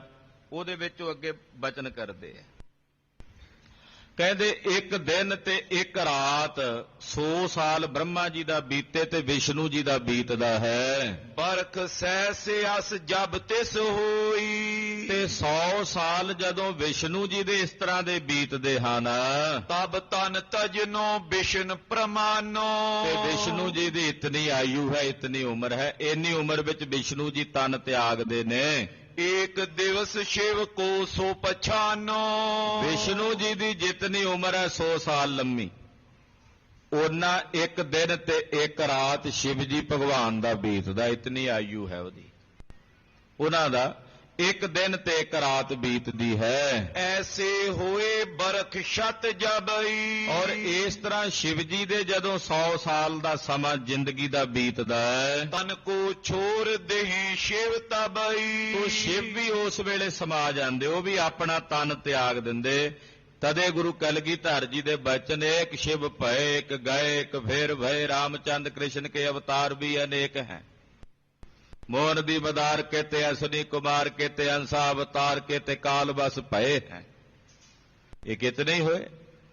ਤੋ ਕਹਿੰਦੇ ਉਸ ਵੇਲੇ ਸ਼ਿਵ ਵੀ ਸਮਾਪਤ ਹੋ ਜਾਂਦੇ। ਇਤਨੋ ਕਾਲ ਬੀਤਿਓ ਜੋਈ। ਹੁਣ ਸ਼ਿਵ ਜੀ ਭਗਵਾਨ ਦਾ ਜਿਹੜਾ 100 ਸਾਲ ਦਾ ਸਮਾਂ ਬੀਤਦਾ, ਇੰਨਾ ਸਮਾਂ ਵੇਖੋ ਕਿਤਨੀ ਲੰਮੀ ਆਯੂ। ਇਤਨਾ ਸਮਾਂ ਜਦੋਂ ਸ਼ਿਵ ਜੀ ਦਾ ਬੀਤਦਾ ਹੈ, ਏਕ ਨਿਮਕ ਮਾਇਆ ਕੀ ਸੋਈ। ਪਰਮੇਸ਼ਰ ਦੀ ਜਿਹੜੀ ਮਾਇਆ ਹੈ, ਮਾਇਆ ਦਾ ਕੇਵਲ ਇੱਕ ਨਿਮਕ ਮਾਤਰ ਦਾ ਸਮਾਂ ਬੀਤਦਾ ਸ਼ਿਵ ਜੀ ਦੀ ਇੰਨੀ ਆਯੂ ਵਿੱਚ। ਨਿਮਕ ਕਿੰਨਾ ਹੁੰਦਾ ਹੈ? ਅੱਖ ਖੋਲ ਕੇ ਬੰਦ ਕਰ ਲਓ, ਬਾਜਾ ਬੰਦ ਕਰਕੇ ਖੋਲ ਲਓ, ਜਿੰਨਾ ਸਮਾਂ ਲੱਗਦਾ ਹੈ ਇੰਨਾ ਸਮਾਂ ਬੀਤਦਾ ਕੇਵਲ ਮਾਇਆ ਦਾ। ਮਾਇਆ ਕਿੰਨੀ ਪ੍ਰਬਲ ਹੈ, ਇੰਨਾ ਕੁ ਸਮਾਂ ਮਾਇਆ ਦਾ ਹੀ ਬੀਤਦਾ। ਮਹਾਭਾਰਤ ਦੇ ਪਰਵ 'ਚ ਜ਼ਿਕਰ ਆਉਂਦਾ ਕਿ ਇੱਕ ਵਾਰ ਅਰਜਨ ਜੀ ਕਹਿਣ ਲੱਗੇ ਭਗਵਾਨ ਕ੍ਰਿਸ਼ਨ ਜੀ ਨੂੰ, ਮੈਂ ਤੁਹਾਡੀ ਮਾਇਆ ਵੇਖਣੀ। ਭਗਵਾਨ ਜੀ ਕਹਿੰਦੇ, ਹਾਂ ਮੇਰੀ ਮਾਇਆ ਬੜੀ ਪ੍ਰਬਲ ਹੈ, ਵੀ ਤੂੰ ਨਾ ਵੇਖ, ਉਦਾਂ ਹੀ ਮੰਨ ਲੈ ਵੀ ਪ੍ਰਬਲ ਹੈ। ਕਹਿੰਦਾ ਨਹੀਂ, ਮੈਂ ਵੇਖਣੀ ਹੈ। ਜਿੱਦ ਕਰਨ ਲੱਗ ਪਿਆ। ਰੱਥ ਤੇ ਸਵਾਰ ਹੋ ਕੇ ਜਾ ਰਹੇ ਸੀ ਇੱਕ ਨਦੀ ਦੇ ਕੰਢੇ ਤੇ, ਉੱਥੋਂ ਉਤਰੇ। ਭਗਵਾਨ ਕ੍ਰਿਸ਼ਨ ਜੀ ਕਹਿਣ ਲੱਗੇ, ਅਰਜਨ ਉਹ ਸਾਹਮਣੇ ਨਦੀ ਆ, ਮੈਂ ਇੱਥੇ ਦਾਤਣ ਕਰ ਲੈਣਾ ਤੇ ਤੂੰ ਉਸ ਨਦੀ 'ਚ ਉਹਨੇ ਨੂੰ ਇਸ਼ਨਾਨ ਕਰਕੇ ਆਈ, ਮੈਂ ਇੱਥੇ ਹੀ ਖੜਾ ਹੋਵਾਂਗਾ ਪਰ ਤੈਨੂੰ ਦਿਸਾਂਗਾ ਨਹੀਂ। ਅਰਜਨ ਕਹਿੰਦਾ, ਜੀ ਇਹ ਕਿਵੇਂ ਹੋ ਸਕਦਾ ਵੀ ਤੁਸੀਂ ਇੱਥੇ ਖੜੇ ਹੋਵੋ ਤੇ ਦਿਸੋ ਨਾ। ਕਹਿੰਦੇ, ਬਸ ਤੈਨੂੰ ਮਾਇਆ ਵਿਖਾਣੀ ਹੈ ਨਾ, ਤੂੰ ਕਹਿਣਾ ਮੈਂ ਮਾਇਆ ਵੇਖਣੀ, ਵੇਖ ਲੈ ਫਿਰ। ਅਰਜਨ ਗਿਆ, ਜਾ ਕੇ ਨਹਿਰ 'ਚ ਇਸ਼ਨਾਨ ਕੀਤਾ ਤੇ ਜਦੋਂ ਬਾਹਰ ਆਇਆ ਤੇ ਅੱਗੇ ਭਗਵਾਨ ਦੀ ਨਜ਼ਰ ਨਾ ਆਉਣ। ਇਹ ਲੱਭਣ ਟੁਰ ਪਿਆ। ਨਾਲ ਹੀ ਇੱਕ ਨਗਰ ਸੀ, ਇੱਕ ਮੰਦਿਰ ਵਿੱਚ ਪੰਡਤ ਜੀ ਕਥਾ ਕਰ ਰਹੇ ਨੇ। ਕਥਾ ਕਰਦਿਆਂ ਪੰਡਤ ਜੀ ਕਹਿ ਰਹੇ ਨੇ, ਦੁਆਪਰ ਯੁੱਗ 'ਚ ਭਗਵਾਨ ਕ੍ਰਿਸ਼ਨ ਜੀ ਹੋਏ, ਉਹਨਾਂ ਦੇ ਸਮੇਂ ਪਾਂਡਵ ਹੋਏ, ਇੱਕ ਅਰਜਨ ਹੁੰਦਾ ਸੀ। ਇਹ ਜਾ ਕੇ ਉੱਥੇ ਖਲੋ ਗਿਆ ਵੀ ਕਥਾ ਤਾਂ ਸਾਡੀ ਕਰ ਰਹੇ ਨੇ, ਪਰ ਇੰਜ ਕਰ ਰਹੇ ਨੇ ਜਿਵੇਂ ਅਸੀਂ ਮਰ ਗਏ ਹੋਈਏ, ਵੀ ਅਸੀਂ ਤਾਂ ਹੁਣ ਵੀ ਆ। ਉੱਥੇ ਹੀ ਪੰਡਤ ਨੂੰ ਕਹਿਣ ਲੱਗਾ, ਪੰਡਤ ਜੀ ਜਿਹੜੇ ਪਾਂਡਵਾਂ ਤੇ ਅਰਜਨ ਦੀ ਤੁਸੀਂ ਗੱਲ ਕਰਦੇ ਹੋ, ਪਾਂਡਵਾਂ ਵਿੱਚੋਂ ਮੈਂ ਅਰਜਨ। ਪੰਡਤ ਨੇ ਆਖਿਆ, ਚੁੱਪ ਕਰਕੇ ਬਹਿ ਜਾ, ਕਥਾ ਹੁੰਦੀ ਹੈ, ਉਸ ਤੋਂ ਬਾਅਦ ਕਰਦੇ ਆ ਗੱਲ ਤੇਰੇ ਨਾਲ। ਇਹ ਚੁੱਪ ਜਿਹਾ ਕਰਕੇ ਬਹਿ ਗਿਆ ਵੀ ਮਸਲਾ ਕੀ ਹੈ। ਕਥਾ ਦੀ ਭੋਗ ਤੋਂ ਬਾਅਦ ਪੰਡਤ ਨੂੰ ਕਹਿਣ ਲੱਗਾ, ਜੀ ਮੈਂ ਅਰਜਨ। ਕਹਿੰਦਾ, ਜੇ ਦੁਬਾਰਾ ਕਿਹਾ ਤੇ ਹਿਸਾਬ ਲਾ ਲਈ, ਕਿੱਥੇ ਅਰਜਨ ਤੇ ਕਿੱਥੇ ਤੂੰ। ਕਹਿੰਦਾ, ਜੀ ਮੈਂ ਭਗਵਾਨ ਕ੍ਰਿਸ਼ਨ ਜੀ ਨਾਲ ਆਇਆ ਸੀ ਇੱਥੇ ਤੇ ਨਹਿਰ 'ਚ ਇਸ਼ਨਾਨ ਕਰ ਰਿਹਾ ਸੀ, ਉਹ ਬਾਹਰ ਖਲੋਤੇ ਦਾਤਣ ਕਰਦੇ ਸੀ। ਕਹਿਣ ਲੱਗੇ ਵੀ ਤੂੰ ਇਹ ਗੱਲ ਕਹਿ ਰਿਹਾ, ਪਰ ਹੋਰ ਨਾ ਕਿਤੇ ਕਹੀਂ। ਕਹਿੰਦਾ, ਕਵਾਂ ਕਿਉਂ ਨਾ। ਉਹਨਾਂ ਨੇ ਫੜ ਲਿਆ ਸਾਰਿਆਂ ਨੇ ਵੀ ਤੂੰ, ਤੇਰੀ ਕੀ ਮਜਾਲ, ਤੂੰ ਸਾਡੇ ਅਰਜਨ ਦੀ ਬਰਾਬਰੀ ਕਰੇ। ਉਹ ਕਹੇ, ਮੈਂ ਆਇਆ ਹੀ ਅਰਜਨ। ਉਹ ਫੜ ਕੇ ਲੈ ਗਏ ਰਾਜੇ ਕੋਲ। ਰਾਜੇ ਨੂੰ ਜਾ ਕੇ ਕਹਿੰਦੇ, ਜੀ ਆਪਣੇ ਆਪ ਨੂੰ ਅਰਜਨ ਦੇ ਨਾਲ ਤੁਲਨਾ ਕਰਦਾ, ਕਹਿੰਦਾ ਮੈਂ ਅਰਜਨ। ਉਹ ਕਹਿੰਦਾ, ਮੈਂ ਹਾਂ ਹੀ ਅਰਜਨ। राजा भी कहे खबरदार जे हुण तू मुड़ के किया, कहता जी परख कर लो मेरी। वो कहते की करेगा? कहता मैं तीर चला के विखा दिना। अर्जन ने तीर चलाए, तीर वाकई हुण है तो अर्जन ही सी ना, तीर चलाए तो तीर वाकई निशाने च सेधदा। वो कहते तू तीर जरूर चला लेना अर्जन वांगू, पर खबरदार जे अपने आप नूं अर्जन किया, तेनू मैं इत्थे रखण लगा अपने कोल सैनापति। हुण कृष्ण भगवान नूं तां की लभना सी, नूं अपने लाले पै गए भी जे मैं कहा अर्जन, राजा कहदा मैं फड़ के फाहे टंग दिआंगा जे तू कह दिता अपने आप नूं अर्जन। ਉਹਨੇ ਇਹਨੇ ਆਪਣੇ ਕੋਲ ਭਰਤੀ ਕਰ ਲਿਆ, ਕਹਿੰਦਾ ਇਹਦਾ ਨਾਂ ਆ ਪਰਦੇਸੀ। ਹੁਣ ਇਹਨੇ ਆਪਣੇ ਆਪ ਦਾ ਨਾਮ ਧਰਾ ਲਿਆ ਅਰਜਨ ਨੇ ਪਰਦੇਸੀ। ਦਿਨਾਂ ਵਿੱਚ ਸਿਪਾਹੀ ਤੋਂ ਸੈਨਾਪਤੀ ਹੋ ਗਿਆ, ਹੈ ਤਾਂ ਯੋਧਾ ਸੀ ਨਾ, ਸ਼ਸਤਰਧਾਰੀ। ਰਾਜੇ ਨੇ ਆਪਣੀ ਲੜਕੀ ਇਹਨੂੰ ਵਿਆਹ ਦਿੱਤੀ, ਇਹਨੂੰ ਘਰ ਜਵਾਈ ਬਣਾ ਲਿਆ ਵੀ ਰਾਜ ਭਾਗ ਵੀ ਇਹ ਸਾਂਭੇਗਾ। ਹੁਣ ਰਾਜਕੁਮਾਰੀ ਨਾਲ ਇਹਦੀ ਸ਼ਾਦੀ ਹੋਈ, ਉਹਦੇ ਨਾਲ ਪ੍ਰੇਮ ਪਿਆ, ਮੋਹ ਪਿਆ, ਬੱਚੇ ਪੈਦਾ ਹੋ ਗਏ। ਹੁਣ ਭੁੱਲ ਗਿਆ ਵੀ ਮੈਂ ਅਰਜਨ ਆਪਣੇ ਆਪ ਨੂੰ ਪਰਦੇਸੀ ਕਹਿੰਦਾ। ਉਹ ਪੰਡਤ ਕੋਲ ਜਾ ਕੇ ਕਥਾ ਵੀ ਸੁਣਦਾ ਕਦੇ ਕਦੇ, ਉਹ ਕਥਾ ਵੀ ਸੁਣਾਉਂਦਾ ਪਾਂਡਵਾਂ ਦੀ। ਇਹ ਕਹਿੰਦਾ ਹਾਂ ਹੈ ਸੀ ਦੁਆਪਰ ਯੁੱਗ ਚ ਹੋਣਗੇ। ਉਹ ਭੁੱਲ ਗਿਆ ਸਭ ਕੁਝ। ਸਮਾਂ ਬੀਤ ਗਿਆ, ਇਹਦੀ ਘਰਵਾਲੀ ਮਰਨ ਕਿਨਾਰੇ ਪਹੁੰਚੀ, ਮੌਤ ਹੋਣ ਲੱਗੀ। ਕੋਲ ਬੈਠਾ ਰੋਈ ਜਾਏ, ਹਟਕੋਰੇ ਭਰਦਾ। ਉਹ ਕਹਿਣ ਲੱਗੀ ਕਿਉਂ ਰੋਣਾ ਭਰਤਾ, ਮੈਂ ਮਰ ਗਈ ਤਾਂ ਤੂੰ ਸ਼ਾਦੀ ਹੋਰ ਕਰਾ ਲੈਣੀ। ਕਹਿੰਦਾ ਨਹੀਂ ਮੈਂ ਤਾਂ ਤੇਰੀ ਚਿਖਾ 'ਚ ਸੜ ਕੇ ਮਰੂੰ। ਇੰਨੇ ਨੂੰ ਉਹਦੀ ਮੌਤ ਹੋ ਗਈ। ਜਦੋਂ ਉਹਨੂੰ ਸੰਸਕਾਰਨ ਵਾਸਤੇ ਟੁਰੇ ਤੇ ਵੀ ਨਾਲ ਨਾਲ ਕਹਿੰਦਾ ਮੈਂ ਤਾਂ ਨਾਲ ਸੜ ਕੇ ਚਿਖਾ 'ਚ ਮਰਨਾ। ਉਹ ਕਹਿੰਦੇ ਇਦਾਂ ਦੀ ਰਵਾਇਤ ਨਹੀਂ, ਇਸਤਰੀਆਂ ਸੜ ਕੇ ਮਰਦੀਆਂ ਨੇ ਪਤੀ ਦੀ ਚਿਖਾ ਵਿੱਚ, ਪਤੀ ਨਹੀਂ ਜੇ ਸੜਦੇ। ਉਹ ਕਹਿੰਦਾ ਜੇ ਇਸਤਰੀ ਸੜ ਸਕਦੀ ਤੇ ਪਤੀ ਕਿਉਂ ਨਹੀਂ ਸੜਦਾ, ਮੈਂ ਵੀ ਸੜਾਂਗਾ ਨਾਲ। ਇਹ ਉੱਥੇ ਜਿੱਦ ਕਰਨ ਲੱਗ ਪਿਆ, ਉਹਨਾਂ ਨੂੰ ਸੰਸਕਾਰ ਨਾ ਕਰਨ ਦੇਵੇ ਵੀ ਮੈਨੂੰ ਵੀ ਵਿੱਚ ਬਿਠਾਓ। ਉਹ ਕਹਿੰਦੇ ਅਸੀਂ ਤੈਨੂੰ ਸਾੜ ਨਹੀਂ ਸਕਦੇ ਨਾਲ।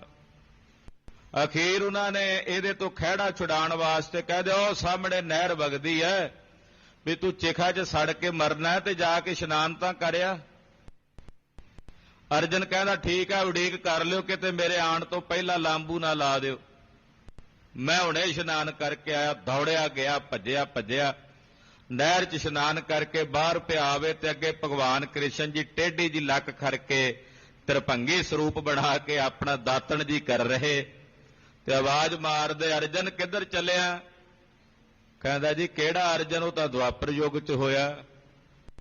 ਭਗਵਾਨ ਜੀ ਕਹਿਣ ਉਹ ਮੈਂ ਕ੍ਰਿਸ਼ਨ ਆ। ਕਹਿੰਦਾ ਖਬਰਦਾਰ, ਕ੍ਰਿਸ਼ਨ ਤਾਂ ਦੁਆਪਰ ਯੁੱਗ ਵਿੱਚ ਹੋਇਆ, ਤੁਸੀਂ ਆਪਣੇ ਆਪ ਨੂੰ ਕ੍ਰਿਸ਼ਨ ਨਾ ਕਿਹੋ, ਮੇਰਾ ਨਾਮ ਹੈ ਪਰਦੇਸੀ। ਭਗਵਾਨ ਜੀ ਕਹਿੰਦੇ ਮੈਂ ਤੈਨੂੰ ਭੇਜਿਆ ਸੀ ਇਸ਼ਨਾਨ ਕਰਨ, ਆਹ ਵੇਖ ਮੈਂ ਦਾਤਨ ਕਰੀ ਜਾਣਾ ਇੱਥੇ ਖਲੋਤਾ, ਤੂੰ ਆਇਆ ਹੀ ਨਹੀਂ ਮੁੜ ਕੇ। ਉਹ ਕਹਿੰਦਾ ਜੀ ਮੈਂ ਨਹੀਂ ਤੁਹਾਨੂੰ ਸਿਆਣਦਾ। ਭਗਵਾਨ ਜੀ ਨੇ ਇਹਦੀ ਬਾਂਹ ਫੜੀਏ ਛਡਾਵੇ, ਕਹਿੰਦਾ ਛੱਡੋ ਮੈਂ ਤਾਂ ਚਿਖਾ 'ਚ ਸੜ ਕੇ ਮੋਣਾ। ਉਹ ਆਖਣ ਵੀ ਤੂੰ ਅਰਜਨ ਹੈ। ਜਦੋਂ ਇਹ ਨਾ ਮੰਨਿਆ ਤੇ ਭਗਵਾਨ ਜੀ ਨੇ ਇੱਕ ਚਪੇੜ ਜ਼ੋਰ ਨਾਲ ਇਹਦੇ ਮੂੰਹ ਤੇ ਮਾਰੀ ਤੇ ਇਹਦੀਆਂ ਅੱਖਾਂ ਜੀਆਂ ਖੁੱਲੀਆਂ ਤੇ ਫਿਰ ਕਹਿੰਦਾ ਭਗਵਾਨ ਜੀ ਤੁਸੀਂ ਕਿੱਥੇ ਚਲੇ ਗਏ ਸੀ, ਮੈਂ ਤਾਂ ਲੱਭਦਾ ਫਿਰਦਾ ਸੀ ਤੁਹਾਨੂੰ।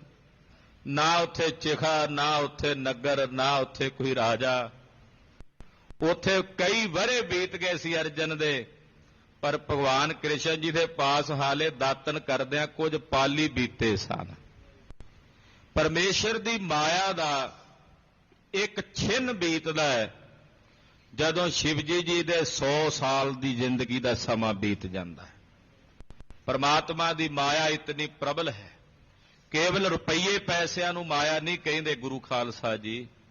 ਇਹ ਜੋ ਕੁਝ ਅਸੀਂ ਵੇਖ ਰਹੇ ਹਾਂ, ਇਹ ਜਿਤਨਾ ਵਰਤਾਰਾ ਵਰਤ ਰਿਹਾ ਹੈ, ਸਭ ਮਾਇਆ ਦਾ ਪਸਾਰਾ ਹੈ। ਇਹ ਜਿਤਨਾ ਵਰਤਾਰਾ ਵਰਤ ਰਿਹਾ ਹੈ, ਇਹ ਸਭ ਮਾਇਆ ਦਾ ਵਰਤਾਇਆ ਹੋਇਆ। ਇਹ ਜੜ ਮਾਇਆ ਵੀ ਆ, ਚੇਤਨ ਮਾਇਆ ਵੀ ਹੈ। ਇਹ ਮਾਇਆ ਨੇ ਸਾਰੇ ਵਰਤਾਰੇ ਨੂੰ, ਸਾਰੀ ਸ੍ਰਿਸ਼ਟੀ ਨੂੰ ਪ੍ਰਮਾਤਮਾ ਦੀ ਅੰਸ਼ ਲੈ ਕੇ ਪੈਦਾ ਕੀਤਾ। ਏਕਾ ਮਾਈ ਜੁਗਤ ਵਿਆਈ, ਤਿੰਨ ਚੇਲੇ ਪ੍ਰਵਾਨ, ਇੱਕ ਸੰਸਾਰੀ, ਇੱਕ ਭੰਡਾਰੀ, ਇੱਕ ਲਾਏ ਦੇ ਬਾਣ। ਰਾਜਗੁਣ ਤਮਗੁਣ ਸਤਗੁਣ ਕਹੀਆ ਇਹ ਤੇਰੀ ਸਭ ਮਾਇਆ। ਰਜੋਗੁਣ ਤਮੋਗੁਣ ਸਤੋਗੁਣ ਇਹ ਤਿੰਨੇ ਗੁਣ ਮਾਇਆ ਦੇ ਹੀ ਹਿੱਸਾ ਨੇ। ਤੋ ਮਾਇਆ ਬੜੀ ਪ੍ਰਬਲ ਹੈ। ਸਤਿਗੁਰੂ ਗੁਰੂ ਨਾਨਕ ਪਾਤਸ਼ਾਹ ਉਹਨਾਂ ਮਹਾਂਪੁਰਸ਼ਾਂ ਸਾਧੂਆਂ ਨੂੰ ਦੱਸ ਰਹੇ ਨੇ ਕਿ ਸਰਪਨੀ ਤੇ ਉਪਰ ਨਹੀਂ ਬਲੀਆ, ਜਦ ਬ੍ਰਹਮਾ ਵਿਸ਼ਨ ਮਹਾਦੇਵ ਛਲਿਆ। ਇਹ ਮਾਇਆ ਬੜੀ ਪ੍ਰਬਲ ਹੈ। ਧੰਨ ਗੁਰੂ ਅਮਰਦਾਸ ਸਾਹਿਬ ਫਰਮਾਉਂਦੇ, ਮਾਇਆ ਮਮਤਾ ਮੋਹਣੀ ਜਿਨ ਵਿਣ ਦੰਤਾ ਜਗ ਖਾਇਆ, ਮਨਮੁਖ ਖਾਦੇ ਗੁਰਮੁਖ ਉਬਰੇ ਜਿਨ ਸੱਚ ਨਾਮ ਚਿਤ ਲਾਇਆ। ਇਹ ਮਾਇਆ ਬੜੀ ਪ੍ਰਬਲ ਹੈ, ਮੋਹਣੀ ਹੈ, ਬਿਨਾਂ ਦੰਦਾਂ ਤੋਂ ਜਗ ਨੂੰ ਖਾਈ ਜਾਂਦੀ ਹੈ, ਭੱਖੀ ਜਾਂਦੀ ਹੈ। ਮਨਮੁਖ ਖਾਦੇ ਗਏ, ਗੁਰਮੁਖ ਇਹਦੇ ਤੋਂ ਉੱਭਰ ਗਏ, ਕਿਉਂਕਿ ਉਹ ਮਾਇਆ ਨੂੰ ਵੇਖਣ ਦੀ ਬਜਾਏ ਮਾਇਆ ਦੇ ਪਤੀ ਪਰਮੇਸ਼ਰ ਨੂੰ ਵੇਖਦੇ ਹੈ। ਮਾਇਆ ਨੂੰ ਵੇਖਣ ਦੀ ਬਜਾਏ ਮਾਇਆ ਦੇ ਪਤੀ ਪਰਮੇਸ਼ਰ ਨੂੰ ਵੇਖਦੇ ਨੇ, ਇਸ ਕਰਕੇ ਗੁਰਮੁਖ ਉੱਭਰ ਗਏ ਇਹਦੇ ਤੋਂ। ਪਾਤਸ਼ਾਹ ਕਹਿੰਦੇ ਮਾਇਆ ਦਾ ਇੱਕ ਛਿਨ ਬੀਤਦਾ ਹੈ ਜਦੋਂ ਸ਼ਿਵ ਜੀ ਭਗਵਾਨ ਦੇ 100 ਸਾਲ ਬੀਤਦੇ ਹਨ। ਇਸ ਮਾਇਆ ਕੋ ਨਾਹੀ ਅੰਤਾ, ਪਰਮੇਸ਼ਰ ਦੀ ਮਾਇਆ ਦਾ ਹੀ ਅੰਤ ਕੋਈ ਨਹੀਂ। ਉਹਦੀ ਮਾਇਆ ਕਿੰਨੀ ਪ੍ਰਬਲ ਹੈ। ਉਹਦੀ ਜਿਹੜੀ ਮਾਇਆ ਹੈ, ਕਹਿੰਦੇ ਉਹਦੀ ਮਾਇਆ ਦਾ ਹੀ ਅੰਤ ਕੋਈ ਨਹੀਂ। ਤਹਿ ਪਤ ਕੋ ਕਹਿ ਬਿਰਤੰਤਾ, ਸਤਿਨਾਮ ਸ੍ਰੀ ਵਾਹਿਗੁਰੂ। ਮਹਾਰਾਜ ਜੀ ਕਹਿੰਦੇ ਜਿਹਦੀ ਮਾਇਆ ਦਾ ਹੀ ਅੰਤ ਕੋਈ ਨਹੀਂ, ਉਸ ਮਾਇਆ ਦੇ ਮਾਲਕ ਪਤੀ ਪਰਮੇਸ਼ਰ ਦਾ ਅੰਤ ਕੌਣ ਪਾ ਸਕਦਾ ਹੈ। ਜੇ ਉਹਦੀ ਮਾਇਆ ਦਾ ਹੀ ਨਹੀਂ ਅੰਤ ਪਾਇਆ ਜਾਂਦਾ, ਤੇ ਜਿਹੜਾ ਉਸ ਮਾਇਆ ਦਾ ਪਤੀ ਪਰਮੇਸ਼ਰ ਅਕਾਲ ਪੁਰਖ ਹੈ, ਉਹਦਾ ਅੰਤ ਕੌਣ ਪਾਵੇ।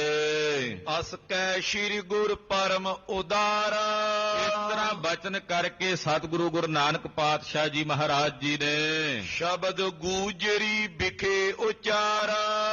ਗੂਜਰੀ ਰਾਗ ਵਿੱਚ ਮੇਰੇ ਸਤਿਗੁਰੂ ਜੀ ਨੇ ਆਪਣੇ ਮੁਖਾਰ ਬਿੰਦ ਚੋਂ ਸ਼ਬਦ ਉਚਾਰਨ ਕੀਤਾ। ਗੂਜਰੀ ਰਾਗ ਗੁੱਜਰ ਸੰਪਰਦਾਇ ਜਿਹੜੀ ਆ ਗੁੱਜਰ ਜਾਤੀ ਚੱਲਦੀ ਹੈ, ਉਹਨਾਂ ਵਿੱਚ ਰਾਗ ਪ੍ਰਚਲਿਤ ਸੀ। ਰਾਗਾਂ ਦੇ ਵੇਰਵੇ ਬਾਰੇ ਜੇ ਕਿਸੇ ਨੇ ਪੜ੍ਹਨਾ ਹੋਵੇ, ਡਾਕਟਰ ਭਾਈ ਵੀਰ ਸਿੰਘ ਜੀ ਦੇ ਭਰਾਤਾ ਹੋਏ ਨੇ ਡਾਕਟਰ ਬਲਬੀਰ ਸਿੰਘ ਜੀ, ਉਹਨਾਂ ਨੇ ਸ੍ਰੀ ਗੁਰੂ ਗ੍ਰੰਥ ਸਾਹਿਬ ਸੱਚੇ ਪਾਤਸ਼ਾਹ ਜੀ ਦਾ ਨਿਰੁਕਤ ਲਿਖਿਆ। ਨਿਰੁਕਤ ਦਾ ਮਤਲਬ ਹੈ ਸ਼ਬਦ ਨੂੰ ਉਕਤੀ ਸਹਿਤ ਬਿਆਨ ਕਰਨਾ, ਵੀ ਕਿੱਥੋਂ ਆਇਆ, ਕਿਵੇਂ ਬਣਿਆ। ਉਹਨੂੰ ਸ੍ਰੀ ਗੁਰੂ ਗ੍ਰੰਥ ਸਾਹਿਬ ਜੀ ਦਾ ਨਿਰੁਕਤ ਭਾਈ ਡਾਕਟਰ ਬਲਬੀਰ ਸਿੰਘ ਹੋਣਾ ਨੇ ਲਿਖਿਆ। ਉਹਦੀ ਜਿਹੜੀ ਭੂਮਿਕਾ ਹੈ ਨਿਰੁਕਤ ਦੀ, ਬੜੇ ਕਮਾਲ ਦੀ ਲਿਖੀ ਹੈ ਡਾਕਟਰ ਬਲਬੀਰ ਸਿੰਘ ਹੋਣਾ ਨੇ, ਪੜ੍ਹਨੇ ਲਾਇਕ ਹੈ। ਜੇ ਕਿਤੇ ਮਿਲੇ ਆਪ ਜੀ ਨੂੰ ਜ਼ਰੂਰ ਲੈ ਕੇ ਪੜ੍ਹੋ। ਉਹਦੇ ਚ ਉਹਨਾਂ ਨੇ ਰਾਗਾਂ ਦੇ ਬਾਰੇ ਬੜਾ ਸੋਹਣਾ ਵੇਰਵਾ ਦਿੱਤਾ ਹੈ, ਵੀ ਕਿਹੜਾ ਰਾਗ ਕਿੱਥੇ ਗਾਇਆ ਜਾਂਦਾ ਹੈ, ਉਹ ਰਾਗ ਨੂੰ ਸਤਿਗੁਰੂ ਜੀ ਨੇ ਕਿਵੇਂ ਆਪਣੇ ਰਾਗਾਂ ਦੇ ਨਾਲ ਮਿਲਾ ਕੇ ਸਾਰੇ ਸੰਸਾਰ ਦੇ ਜੀਵਾਂ ਨੂੰ ਆਪਣੇ ਕਲਾਵੇਂ ਚ ਲਿਆ। ਤੋ ਗੂਜਰੀ ਰਾਗ ਹੈ, ਸੁਣੋ ਜੀ। ਗੂਜਰੀ ਰਾਗ ਵਿੱਚ ਸਤਿਗੁਰੂ ਗੁਰੂ ਨਾਨਕ ਸਾਹਿਬ ਜੀ ਸ਼ਬਦ ਉਚਾਰਦੇ ਹਨ। ਗੂਜਰੀ ਮਹੱਲਾ ਪਹਿਲਾ, ਨਾਭ ਕਮਲ ਤੇ ਬ੍ਰਹਮਾ ਉਪਜੇ, ਵੇਦ ਪੜ੍ਹੇ ਮੁਖ ਕੰਠ ਸਵਾਰ। ਗੂਜਰੀ ਰਾਗ ਵਿੱਚ ਪਾਤਸ਼ਾਹ ਧੰਨ ਗੁਰੂ ਨਾਨਕ ਦੇਵ ਸਾਹਿਬ ਸ਼ਬਦ ਉਚਾਰਦੇ ਨੇ, ਨਾਭ ਕਮਲ ਤੇ ਬ੍ਰਹਮਾ ਉਪਜੇ। ਕਹਿੰਦੇ ਭਗਵਾਨ ਵਿਸ਼ਨੂੰ ਦੀ ਨਾਭੀ ਤੋਂ, ਇਹ ਪੁਰਾਣਕ ਮੱਤ ਹੈ। ਪੁਰਾਣਕ ਮੱਤ ਇਹ ਕਹਿੰਦਾ ਵੀ ਵਿਸ਼ਨੂੰ ਦੀ ਨਾਭੀ ਤੋਂ ਕਮਲ ਦਾ ਫੁੱਲ ਪੈਦਾ ਹੋਇਆ, ਤੇ ਕਮਲ ਦੇ ਫੁੱਲ ਤੋਂ ਬ੍ਰਹਮਾ ਜੀ ਪੈਦਾ ਹੋਏ। ਜਿਵੇਂ ਭਗਤ ਨਾਮਦੇਵ ਜੀ ਮਹਾਰਾਜ ਜੀ ਵੀ ਕਹਿੰਦੇ, ਪਹਿਲ ਪੁਰੀਏ ਪੁੰਡਰਕ ਵਨਾ, ਤਾਂਚੇ ਹੰਸਾ ਸਗਲੇ ਜਨਾ। ਇਉਂ ਇੱਥੇ ਨਾਭ ਕਮਲ ਤੇ ਕਹਿੰਦੇ ਪੁਰਾਣਕ ਮਤ ਦੇ ਅਨੁਸਾਰ ਇਹ ਕਿਹਾ ਜਾਂਦਾ ਕਿ ਨਾਭੀ ਤੋਂ ਕਮਲ ਦਾ ਫੁੱਲ ਪੈਦਾ ਹੋਇਆ, ਤੇ ਕਮਲ ਦੇ ਫੁੱਲ ਤੋਂ ਬ੍ਰਹਮਾ ਜੀ ਉਪਜੇ। ਔਰ ਜਦੋਂ ਬ੍ਰਹਮਾ ਜੀ ਕਮਲ ਦੇ ਫੁੱਲ ਤੋਂ ਪੈਦਾ ਹੋਏ, ਤਾਂ ਉਹਨਾਂ ਨੇ ਪੈਦਾ ਹੋ ਕੇ ਵੇਦ ਉਚਾਰਨ ਕੀਤੇ। ਵੇਦ ਪੜ੍ਹੈ ਮੁਖ ਕੰਠ ਸਵਾਰ, ਆਪਣੇ ਕੰਠ ਨੂੰ ਐਨ ਬੜੀ ਮਿੱਠੀ ਮਿੱਠੀ ਆਵਾਜ਼ ਵਿੱਚ ਜਿਹੜੀਆਂ ਵੇਦਾਂ ਦੀਆਂ ਰਚਾਵਾਂ ਨੇ, ਵੇਦਾਂ ਦੇ ਜਿਹੜੇ ਸੂਤਰ ਨੇ, ਰਚਾਵਾਂ, ਉਹ ਬ੍ਰਹਮਾ ਜੀ ਨੇ ਬੜੀ ਮਿੱਠੀ ਮਿੱਠੀ ਆਵਾਜ਼ ਵਿੱਚ ਐਨ ਸੁਰ ਤਾਲ ਲੈ ਵਿੱਚ ਬੜੇ ਸੋਹਣੇ ਢੰਗ ਦੇ ਨਾਲ ਉਹਨਾਂ ਨੂੰ ਗਾਇਨ ਕੀਤਾ। ਤਾਂ ਕੋ ਅੰਤ ਨ ਜਾਈ ਲਖਣਾ, ਆਵਤ ਜਾਤ ਰਹੇ ਗੁਬਾਰ। ਇੱਕ ਜੇ ਮਨ 'ਚ ਹੰਕਾਰ ਆ ਗਿਆ ਬ੍ਰਹਮਾ ਜੀ ਨੂੰ ਵੀ ਮੈਂ ਹੀ ਆ, ਪਤਾ ਲੱਗਾ ਕਹਿੰਦੇ ਤੂੰ ਤਾਂ ਇਸ ਕਮਲ ਦੇ ਫੁੱਲ 'ਚੋਂ ਪੈਦਾ ਹੋਇਆ, ਲੱਤ ਮਾਰੀ ਉਹਦੇ ਵਿੱਚ ਹੀ ਉਹਦੀ ਕਮਲ ਦੀ ਜਿਹੜੀ ਨਾਲ ਹੈ ਉਹਦਾ ਅੰਤ ਨਹੀਂ ਪਾ ਸਕੇ ਬ੍ਰਹਮਾ ਜੀ ਜਿਹਦੇ 'ਚੋਂ ਪੈਦਾ ਹੋਏ। ਉਹਦੇ 'ਚ ਉੱਠੇ ਸਿੱਧੇ ਹੁੰਦੇ, ਜਿਉਂ ਨਾ ਉਸ ਨਾਲ ਦੇ ਵਿੱਚ ਥੱਲੇ ਤੱਕ ਜਾਂਦੇ ਧੱਸਦੇ ਚਲੇ ਜਾਣ। ਯੁਗਾਂ ਦਾ ਸਮਾਂ ਬੀਤ ਗਿਆ, ਉਹਦਾ ਅੰਤ ਨਹੀਂ ਪਾ ਸਕੇ। ਪ੍ਰੀਤਮ ਕਿਉਂ ਬਿਸਰੇ ਮੇਰੇ ਪ੍ਰਾਣ ਆਧਾਰ। ਰਹਾਉ ਦੀਆਂ ਪੰਕਤੀਆਂ 'ਚ ਮਹਾਰਾਜ ਜੀ ਪ੍ਰੀਤਮ ਵਾਹਿਗੁਰੂ ਪਰਮੇਸ਼ਰ ਨੂੰ ਸੰਬੋਧਨ ਕਰਕੇ ਕਹਿੰਦੇ, ਹੇ ਮੇਰੀ ਆਤਮਾ ਦੇ ਪਿਆਰੇ। ਪ੍ਰੀਤਮ, ਪ੍ਰੀਤਮ ਦਾ ਕੀ ਅਰਥ ਹੁੰਦਾ? ਪ੍ਰੇ ਆਤਮ, ਉੱਥੋਂ ਬਣਿਆ ਪ੍ਰੀਤਮ। ਮੇਰੀ ਆਤਮਾ ਤੋਂ ਵੀ ਵੱਧ ਮੈਨੂੰ ਪਿਆਰਾ, ਉਹਨੂੰ ਕਹਿੰਦੇ ਆ ਪ੍ਰੀਤਮ। ਜਿਵੇਂ ਕਹਿ ਦੇਣਾ ਮੇਰੀ ਜਾਨ ਤੋਂ ਵੱਧ ਜਿਹੜਾ ਪਿਆਰਾ ਉਹਨੂੰ ਪ੍ਰੀਤਮ ਕਹਿੰਦੇ ਆ। ਹੇ ਅਕਾਲ ਪੁਰਖ ਵਾਹਿਗੁਰੂ ਪਰਮੇਸ਼ਰ, ਤੂੰ ਮੇਰਾ ਪ੍ਰੀਤਮ ਹੈ, ਤੇ ਹੇ ਮੇਰੇ ਪ੍ਰਾਣਾਂ ਦੇ ਆਧਾਰ ਵਾਹਿਗੁਰੂ, ਤੂੰ ਮੇਰੇ ਹਿਰਦੇ ਚੋਂ ਨਾ ਵਿਸਰ। ਪ੍ਰੀਤਮ ਕਿਉਂ ਵਿਸਰ ਹੈ ਮੇਰੇ ਪ੍ਰਾਣ ਆਧਾਰ, ਮੇਰਾ ਪ੍ਰੀਤਮ ਮੇਰੇ ਹਿਰਦੇ ਚੋਂ ਕਿਉਂ ਵਿਸਰੇ, ਜਿਹੜਾ ਮੇਰੇ ਪ੍ਰਾਣਾਂ ਦਾ ਆਧਾਰ ਹੈ, ਮੇਰੇ ਪ੍ਰਾਣਾਂ ਦਾ ਆਸਰਾ ਹੈ। ਜਾਂ ਕੀ ਭਗਤ ਕਰੇ ਜਨ ਪੂਰੇ, ਮਨ ਜਨ ਸੇਵੇਂ ਗੁਰ ਵਿਚਾਰ। ਇਸ ਵਾਹਿਗੁਰੂ ਪਾਰ ਬ੍ਰਹਮ ਪਰਮੇਸ਼ਰ ਦੀ ਭਗਤੀ ਪੂਰੇ ਜਨ ਕਰਦੇ, ਪੂਰਨ ਜਨ ਪਰਮੇਸ਼ਰ ਦੀ ਭਗਤੀ ਕਰਦੇ, ਵੱਡੇ ਵੱਡੇ ਮੁਨੀ ਜਨ ਗੁਰੂ ਦੇ ਵਿਚਾਰ ਦੁਆਰਾ ਉਸ ਵਾਹਿਗੁਰੂ ਪਰਮੇਸ਼ਰ ਨੂੰ ਸੇਵਦੇ ਹਨ। ਰਹਾਉ ਦੋਹਰਾ ਸ਼੍ਰੀ ਨਾਰਾਇਣ ਨਾਭ ਤੇ ਉਪਜਿਓ ਕਮਲੇ ਅਨੂਪ। ਕਹਿੰਦੇ ਸ਼੍ਰੀ ਨਾਰਾਇਣ ਦੀ ਨਾਭੀ ਤੋਂ ਕਮਲ ਦਾ ਫੁੱਲ ਪੈਦਾ ਹੋਇਆ। ਹੁਣ ਇਸ ਪੰਕਤੀਆਂ ਦੀ ਵਿਆਖਿਆ ਕਰਨ ਲੱਗੇ ਹੈ ਕਿ ਸ਼੍ਰੀ ਨਾਰਾਇਣ ਦੀ ਨਾਭੀ ਤੋਂ ਕਮਲ ਦਾ ਫੁੱਲ ਪੈਦਾ ਹੋਇਆ। ਤਿਸ ਮਾਹੀ ਬ੍ਰਹਮਾ ਪਇਓ ਚਤੁਰ ਬਦਨ ਜਿਸ ਰੂਪ। ਉਸ ਕਮਲ ਦੇ ਫੁੱਲ ਤੋਂ ਬ੍ਰਹਮਾ ਜੀ ਪੈਦਾ ਹੋਏ, ਜਿਨ੍ਹਾਂ ਦੇ 4 ਮੁਖ ਨੇ ਔਰ ਸੁੰਦਰ ਮੁਖ ਨੇ। ਚੋਪਈ ਸੋ ਖੋਜਨ ਲਾਗਿਓ ਕਰਤਾਰਾ। ਬ੍ਰਹਮਾ ਜੀ ਕਰਤਾਰ ਨੂੰ ਖੋਜਣ ਲੱਗੇ ਵੀ ਮੈਨੂੰ ਕਿਹਨੇ ਕੀਤਾ, ਉਹਨੂੰ ਲੱਭਣ ਲੱਗੇ, ਕਰਤਾਰ ਦੀ ਭਾਲ ਕਰਨ ਲੱਗੇ। ਮਹਾਰਾਜ ਜੀ ਇਹ ਕਥਾ ਸੰਤ ਜਨਾਂ ਨੂੰ ਸੁਣਾ ਰਹੇ ਨੇ, ਗੋਸ਼ਟੀ ਹੋ ਰਹੀ, ਇਹਨੂੰ ਹਰੀ ਗੋਸ਼ਟ ਕਹਿੰਦੇ ਆ। ਬ੍ਰਹਮਾ ਜੀ ਜਦੋਂ ਪੈਦਾ ਹੋ ਗਏ ਨਾਭੀ ਤੋਂ, ਕਮਲ ਦੇ ਫੁੱਲ ਤੋਂ, ਤਾਂ ਮਨ 'ਚ ਖਿਆਲ ਆਇਆ ਵੀ ਕਰਤਾਰ ਨੂੰ ਲੱਭੀਏ ਜਿਹਨੇ ਮੈਨੂੰ ਕੀਤਾ। ਉਸ ਕਰਤਾਰ ਨੂੰ ਖੋਜਣ ਵਾਸਤੇ ਖੋਜ ਕਰਨ ਲੱਗੇ। ਨੈ ਜਾਣਿਓ ਤੇ ਪਾਰਾਵਾਰਾ। ਪਰਮੇਸ਼ਰ ਦਾ ਪਾਰਾਵਾਰ ਨਹੀਂ ਜਾਣਿਆ। ਜਿਉਂ ਲੱਭਣ ਲੱਗੇ, ਜਿਉਂ ਖੋਜਣ ਲੱਗੇ, ਉਸ ਕਰਤਾਰ ਦਾ ਨਾ ਪਾਰਲਾ ਪਾਸਾ ਦਿਸਦਾ, ਨਾ ਉਰਾਰਲਾ ਨਜ਼ਰ ਆਉਂਦਾ। ਖੋਜਤ ਖੋਜਤ ਰਹਿ ਗਏ ਹਾਰੂ। ਬ੍ਰਹਮਾ ਜੀ ਖੋਜਦਿਆਂ ਖੋਜਦਿਆਂ ਹਾਰ ਗਏ, ਹਾਰ ਗਏ, ਥੱਕ ਗਏ ਵੀ ਲੱਭੇ ਨਾ ਕਰਤਾਰ ਜਿਹਨੇ ਸਿਰਜਿਆ। ਨਰ ਬਪਰੇ ਕੀ ਕੌਣ ਵਿਚਾਰੂ। ਕਹਿੰਦੇ ਸ੍ਰਿਸ਼ਟੀ ਕਰਤਾ ਬ੍ਰਹਮਾ, ਉਹ ਖੋਜਦਿਆਂ ਖੋਜਦਿਆਂ ਹਾਰ ਗਏ। ਪਾਤਸ਼ਾਹ ਕਹਿੰਦੇ ਵਿਚਾਰਾ ਮਨੁੱਖ ਕੀ ਹੈ, ਤੁੱਛ ਜਿਹਾ, ਜਿਹੜਾ ਉਸ ਕਰਤਾਰ ਨੂੰ ਅੰਤ ਪਾ ਕੇ ਉਹਦਾ ਲੱਭਣਾ ਚਾਹਵੇ, ਉਹਨੂੰ ਅੰਤ ਪਾਣਾ ਚਾਹੇ ਉਹਨੂੰ। ਕਹਿੰਦੇ ਇੱਕ ਨਰ ਬਪਰੇ ਵਿਚਾਰੇ ਦੀ ਕੀ ਹਾਲਤ ਹੈ ਜੇ ਬ੍ਰਹਮਾ ਜੀ ਵਰਗੇ ਹਾਰ ਗਏ। ਕਹੇ ਸੰਤ ਸਭ ਹਮੇ ਸੁਨਾਵੋ। ਜਦੋਂ ਇਹ ਬਚਨ ਮਹਾਰਾਜ ਜੀ ਨੇ ਕਹੇ ਤੇ ਅੱਗੋਂ ਸੰਤ ਜਨ ਜਿਹੜੇ ਸਨ ਉਹ ਕਹਿਣ ਲੱਗੇ, ਮਹਾਰਾਜ ਆਪ ਜੀ ਕਿਰਪਾ ਕਰਕੇ ਸਾਰਾ ਪ੍ਰਸੰਗ ਸਾਨੂੰ ਵਿਸਥਾਰ ਸਹਿਤ ਸਰਵਣ ਕਰਾਓ। ਜਿਉਂ ਖੋਜੀ ਹੈ ਆਦ ਬਤਾਵੋ। ਕਿਵੇਂ ਬ੍ਰਹਮਾ ਜੀ ਨੇ ਖੋਜਿਆ ਕਰਤਾਰ ਨੂੰ, ਕਿਵੇਂ ਉਹ ਖੋਜਣ ਵਿੱਚ ਤਤਸ਼ਨ ਲੱਗੇ, ਉਹਦੇ ਬਾਰੇ ਮਹਾਰਾਜ ਜੀ ਸਾਨੂੰ ਜਾਣਕਾਰੀ ਦਿਓ, ਇਹ ਸਾਰਾ ਪ੍ਰਸੰਗ ਸੁਣਾਓ। ਕੋਈ ਨਾ ਤੁਮ ਤੇ ਦੁਰਿਓ ਬਿਰਤਾਂਤਾ। ਪਾਤਸ਼ਾਹ ਤੁਹਾਡੇ ਕੋਲੋਂ ਤਾਂ ਕੁਝ ਨਹੀਂ ਛੁਪਿਆ ਹੋਇਆ, ਸਾਰੇ ਬਿਰਤਾਂਤ ਤੁਹਾਡੇ ਸਾਹਮਣੇ ਪ੍ਰਗਟ ਹਨ। ਕਰ ਪਰ ਬਦਰ ਹਿਰਦੈ ਅਸ ਗਿਆਤਾ। ਮਹਾਰਾਜ ਜਿਵੇਂ ਹੱਥ ਦੀ ਤਲੀ ਤੇ ਧਰੀ ਬੇਰੀ ਦਾ ਫਲ ਕਿਸੇ ਨੇ ਬੇਰ ਰੱਖਿਆ ਹੋਵੇ ਤਲੀ ਤੇ ਸਾਹਮਣੇ ਦਿਸਦਾ ਹੈ, ਏਦਾਂ ਮੇਰੇ ਸਤਿਗੁਰੂ ਜੀ ਤੁਹਾਨੂੰ ਸਾਰੇ ਭੂਤ ਕਾਲ, ਵਰਤਮਾਨ ਕਾਲ ਤੇ ਭਵਿੱਖ ਕਾਲ, ਤਿੰਨਾਂ ਕਾਲਾਂ ਦਾ ਗਿਆਨ ਹੈ। ਪਹਿਲਾਂ ਕੀ ਹੋਇਆ ਉਹ ਵੀ ਤੁਸੀਂ ਵੇਖ ਲੈਂਦੇ ਹੋ, ਹੁਣ ਕੀ ਹੋਵੇਗਾ ਉਹ ਵੀ ਵੇਖਦੇ, ਆਉਣ ਵਾਲੇ ਸਮੇਂ 'ਚ ਕੀ ਹੋਵੇਗਾ ਉਹ ਵੀ ਤੁਸੀਂ ਜਾਣਦੇ ਹੋ। ਮਹਾਰਾਜ ਤੁਹਾਡੇ ਹਿਰਦੇ 'ਚ ਤਿੰਨਾਂ ਕਾਲਾਂ ਦਾ ਗਿਆਨ ਹੈ। ਸ਼੍ਰੀ ਗੁਰ ਪਨੀ ਸੁਨੋ ਹਿਤ ਸੰਗਾ। ਜਦੋਂ ਸੰਤ ਜਨਾਂ ਨੇ ਬੇਨਤੀ ਕੀਤੀ ਮਹਾਰਾਜ ਸਾਨੂੰ ਬ੍ਰਹਮਾ ਜੀ ਦਾ ਸਾਰਾ ਪ੍ਰਸੰਗ ਸਰਵਣ ਕਰਾਓ, ਤੇ ਸੁਣ ਕੇ ਗਰੀਬ ਨਵਾਜ ਪਾਤਸ਼ਾਹ ਜੀ ਮਹਾਰਾਜ ਜੀ ਬੋਲੇ, ਸ੍ਰਿਸ਼ਟ ਸ੍ਰਿਜਨ ਤੇ ਪ੍ਰਥਮ ਪ੍ਰਸੰਗਾ।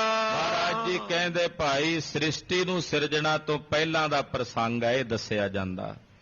ਇਹ ਸ੍ਰਿਸ਼ਟੀ ਉਦੋਂ ਨਹੀਂ ਸੀ ਸਿਰਜੀ ਗਈ, ਇਸ ਸ੍ਰਿਸ਼ਟੀ ਨੂੰ ਵੀ ਸਿਰਜਣ ਤੋਂ ਪਹਿਲਾਂ ਦਾ ਇਹ ਪ੍ਰਸੰਗ ਹੈ। ਬ੍ਰਹਮਾ ਪਇਓ ਕਮਲ ਤੇ ਜਬਈ। ਜਦੋਂ ਬ੍ਰਹਮਾ ਜੀ ਕਮਲ ਦੇ ਫੁੱਲ ਤੋਂ ਪੈਦਾ ਹੋਏ, ਉਸਤਤ ਠਾਨੀ ਪ੍ਰਭ ਕੀ ਤਬਈ। ਕਮਲ ਦੇ ਫੁੱਲ ਤੋਂ ਪੈਦਾ ਹੋ ਕੇ ਬ੍ਰਹਮਾ ਨੇ ਉਸਤਤੀ ਕੀਤੀ ਪਰਮੇਸ਼ਰ ਦੀ, ਕਰਤਾਰ ਦੀ ਉਸਤਤੀ ਕੀਤੀ। ਦੋਹਰਾ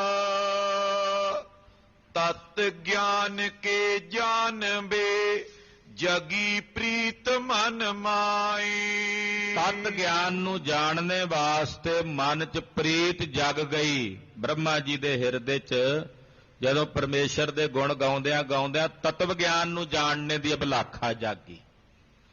ਹਾਂਜੀ, ਕੈਸੋ ਕਰਤਾ ਪੁਰਖ ਹੈ ਦੇਖਨ ਉਮਗੀ ਚਾਹ। ਉਹ ਕਰਤਾ ਪੁਰਖ ਕੈਸਾ ਹੈ, ਉਹਨੂੰ ਵੇਖਣ ਦੀ ਚਾਹ, ਉਹਨੂੰ ਵੇਖਣ ਦੀ ਉਮਗ ਉਹ ਬ੍ਰਹਮਾ ਜੀ ਦੇ ਹਿਰਦੇ 'ਚ ਪੈਦਾ ਹੋਈ। ਜੋ ਪਈ ਰਿਚਾ ਪ੍ਰਸ਼ੰਸਾ ਕੀ ਬਹੁ ਕਰਈ। ਉਸ ਵਕਤ ਬ੍ਰਹਮਾ ਜੀ ਨੇ ਵੇਦ ਰਚੇ ਨੇ। ਜਿਹੜੇ ਵੇਦ ਨੇ ਨਾ ਇਹ ਕਹਿੰਦੇ ਉਦੋਂ ਰਚੇ ਗਏ ਨੇ ਕਿਉਂਕਿ ਇਹ ਪ੍ਰਮਾਤਮਾ ਦੀ ਪਰਮੇਸ਼ਰ ਦੀ ਉਸਤਤੀ ਤੇ ਪ੍ਰਸ਼ੰਸਾ ਦੀਆਂ ਰਿਚਾਵਾਂ ਹਨ। ਆਪਾਂ ਜਿਵੇਂ ਸ਼ਲੋਕ ਕਹਿ ਦਿੰਦੇ ਆ, ਸੰਸਕ੍ਰਿਤ ਵਿੱਚ ਉਹ ਰਿਚਾ ਕਹਿ ਦਿੰਦੇ ਹਨ, ਸੂਤਰ ਕਹਿ ਦਿੰਦੇ ਹਨ। ਤੋ ਸੂਤਰ ਜਿਹੜੇ ਨੇ ਅੱਗੋਂ ਬਾਅਦ ਵਿੱਚ ਵੇਦ ਵਿਆਸ ਜੀ ਨੇ ਉਹਦਾ ਵਿਸਥਾਰ ਕੀਤਾ ਵੇਦਾਂ ਦਾ, ਫਿਰ ਸ਼ੰਕਰਾਚਾਰਿਆ ਨੇ ਸ਼ੰਕਰਾ ਭਾਸ਼ਿਆ ਕੀਤਾ, ਏਦਾਂ ਅੱਗੇ ਅੱਗੇ ਉਹਨਾਂ ਦਾ ਪ੍ਰਚਾਰ ਹੋਇਆ। ਉਹਦੇ ਵਿੱਚੋਂ ਹੀ 6 ਸ਼ਾਸਤਰ ਜਿਹੜੇ ਨੇ ਵੇਦਾਂ ਚੋਂ ਹੀ ਨਿਕਲੇ ਆ। ਤੋ ਇਸ ਪ੍ਰਕਾਰ ਇਹ ਅੱਗੇ ਤੋਂ ਅੱਗੇ ਵਿਸਥਾਰ ਹੋਇਆ, ਪੁਰਾਣ ਰਚੇ ਗਏ, ਸਿਮਰਤੀਆਂ ਰਚੀਆਂ ਗਈਆਂ, ਮੂਲ ਵੇਦ ਹੀ ਕਹੇ ਜਾਂਦੇ ਹਨ। ਤੋ ਇਸ ਪ੍ਰਕਾਰ ਨਾਲ ਕਹਿੰਦੇ ਉਹਨਾਂ ਵੇਦਾਂ ਦੇ ਵਿੱਚ ਜਿਹੜੀਆਂ ਰਚਾਵਾਂ ਨੇ ਉਹ ਬ੍ਰਹਮਾ ਜੀ ਨੇ ਪਰਮੇਸ਼ਰ ਦੀ ਉਸਤਤੀ ਵਿੱਚ ਉਚਾਰਨ ਕੀਤੀਆਂ। ਲਾਏ ਪ੍ਰੀਤ ਮੁਖ ਬਚਨ ਉਚਰਈ। ਔਰ ਬੜੀ ਪ੍ਰੀਤ ਲਾ ਕੇ ਮਨ 'ਚ ਪ੍ਰੇਮ ਲਾ ਕੇ ਮਨ ਮੁਖ ਤੋਂ ਉਚਾਰਦੇ ਹਨ। ਮధుਰ ਮధుਰ ਸੁਰ ਸਿਉ ਤਬ ਗਾਵੇ। ਮਿੱਠੀ ਮਿੱਠੀ ਆਵਾਜ਼ ਵਿੱਚ, ਜਿਵੇਂ ਪਾਤਸ਼ਾਹ ਉੱਤੇ ਬਚਨ ਕਰ ਆਏ ਨੇ ਨਾ, ਵੇਦ ਪੜ੍ਹੈ ਮੁਖ ਕੰਠ ਸਵਾਰ। ਮਿੱਠੀ ਮਿੱਠੀ ਆਵਾਜ਼ ਵਿੱਚ, ਰਸਦਾਇਕ ਆਵਾਜ਼ ਵਿੱਚ ਬ੍ਰਹਮਾ ਜੀ ਪੜ੍ਹਦੇ ਹਨ। ਅਧਿਕ ਰੀਝ ਕੈ ਹਰਖ ਬੜਾਵੇ। ਬੜਾ ਰੀਝਦੇ ਨੇ, ਗਾਉਂਦਿਆਂ ਗਾਉਂਦਿਆਂ ਮਨ 'ਚ ਬੜੀ ਖੁਸ਼ੀ ਤੇ ਉਮੰਗ ਪੈਦਾ ਹੁੰਦੀ। ਬਦੇ ਪ੍ਰੀਤ ਪੁਨ ਅਵਰ ਕਰੇਈ। ਹੋਰ ਪ੍ਰੀਤ ਵੱਧਦੀ ਤੇ ਫਿਰ ਹੋਰ ਰਚਾਵਾਂ ਲਿਖਦੇ, ਹੋਰ ਪ੍ਰੀਤ ਵੱਧਦੀ ਹੋਰ ਰਚਾਵਾਂ ਉਚਾਰਨ ਕਰਦੇ। ਅਰਥ ਵਿਚਾਰ ਬੜੋ ਸੁਖ ਲਈ। ਉਹਨਾਂ ਦੇ ਫਿਰ ਅਰਥ ਵਿਚਾਰਦੇ, ਰਚ ਕੇ ਨਾ ਬ੍ਰਹਮਾ ਜੀ ਰਚਾਵਾਂ, ਫਿਰ ਉਹਨਾਂ ਦੇ ਅਰਥਾਂ ਨੂੰ ਵਿਚਾਰਦੇ, ਅਰਥ ਵਿਚਾਰ ਕੇ ਫਿਰ ਉਹਦਾ ਰਸ ਲੈਂਦੇ। ਖਾਲਸਾ ਜੀ ਇਹ ਤਰੀਕਾ ਹੈ। ਗੁਰਬਾਣੀ ਪਹਿਲਾਂ ਗਾਵੋ, ਪੜੋ, ਪਹਿਲੇ ਦਿਨ ਨਹੀਂ ਸਮਝ ਆਉਣੀ। ਪੜਦਿਆਂ ਪੜਦਿਆਂ ਪੜਦਿਆਂ ਪੜਦਿਆਂ ਜਦੋਂ ਮਨ 'ਚ ਪ੍ਰੀਤ ਜਾਗੇਗੀ ਨਾ, ਤੇ ਫਿਰ ਗੁਰਬਾਣੀ ਨੂੰ ਪੜ੍ਹ ਕੇ ਗੁਰਬਾਣੀ ਨੂੰ ਵਿਚਾਰੋਗੇ ਤੇ ਵਿਚਾਰਦਿਆਂ ਰਸ ਆਵੇਗਾ। ਇੱਕ ਇੱਕ ਪੰਕਤੀ ਨੂੰ ਗੌਰ ਨਾਲ ਸੁਣੋਗੇ, ਪੜ੍ਹੋਗੇ, ਵਿਚਾਰੋਗੇ, ਉਹਦੇ ਵਿੱਚੋਂ ਸਤਿਗੁਰੂ ਸੱਚੇ ਪਾਤਸ਼ਾਹ ਜੀ ਮਹਾਰਾਜ ਜੀ ਨੇ ਕੀ ਵਿਚਾਰ ਪੇਸ਼ ਕੀਤੀ, ਉਸ ਵਿਚਾਰ ਨੂੰ ਸਮਝੋਗੇ, ਅਰਥਾਂ ਨੂੰ ਸਮਝੋਗੇ, ਤਾਂ ਫਿਰ ਗੁਰੂ ਸਾਹਿਬ ਜੀ ਦੀ ਭਗਤੀ ਦੇ ਰਸ ਨੂੰ ਅਸੀਂ ਹਿਰਦੇ 'ਚ ਮਾਣਾਂਗੇ। ਬ੍ਰਹਮਾ ਜੀ ਇਦਾਂ ਹੀ ਕਰਦੇ, ਪਹਿਲਾਂ ਰਿਚਾ ਰਚ ਲੈਂਦੇ, ਫਿਰ ਉਹਨੂੰ ਗਾਉਂਦੇ, ਗਾ ਕੇ ਫਿਰ ਉਹਨੂੰ ਅਰਥਾਂ ਨੂੰ ਵਿਚਾਰਦੇ, ਅਰਥ ਵਿਚਾਰ ਕੇ ਫਿਰ ਉਹਦਾ ਰਸ ਲੈਂਦੇ। ਪ੍ਰੇਮ ਮਗਨ ਮੁਖ ਗਦ ਗਦ ਬਾਣੀ। ਕਦੇ ਕਦੇ ਬ੍ਰਹਮਾ ਜੀ ਪ੍ਰੇਮ 'ਚ ਮਗਨ ਹੋ ਜਾਂਦੇ, ਰਿਚਾਵਾਂ ਪੜ੍ਹਦਿਆਂ ਪੜ੍ਹਦਿਆਂ, ਰਿਚਾ ਗਾਇਨ ਕਰਦਿਆਂ ਕਰਦਿਆਂ, ਸੂਤਰ ਉਚਾਰਨ ਕਰਦਿਆਂ ਕਰਦਿਆਂ। ਕਦੇ ਕਦੇ ਐਸੇ ਮਗਨ ਹੁੰਦੇ ਕਿ ਮਗਨ ਹੁੰਦਿਆਂ ਗਲਾ ਗਦ ਗਦ ਹੋ ਜਾਂਦਾ ਤੇ ਮੂੰਹ ਤੋਂ ਬੋਲਿਆ ਨਹੀਂ ਜਾਂਦਾ, ਕੰਠ ਰੁਕ ਜਾਂਦਾ, ਗਲਾ ਗਦ ਗਦ ਹੋ ਜਾਂਦਾ, ਤੇ ਮੁਖ ਤੋਂ ਕੁਝ ਬੋਲ ਨਹੀਂ ਹੁੰਦਾ।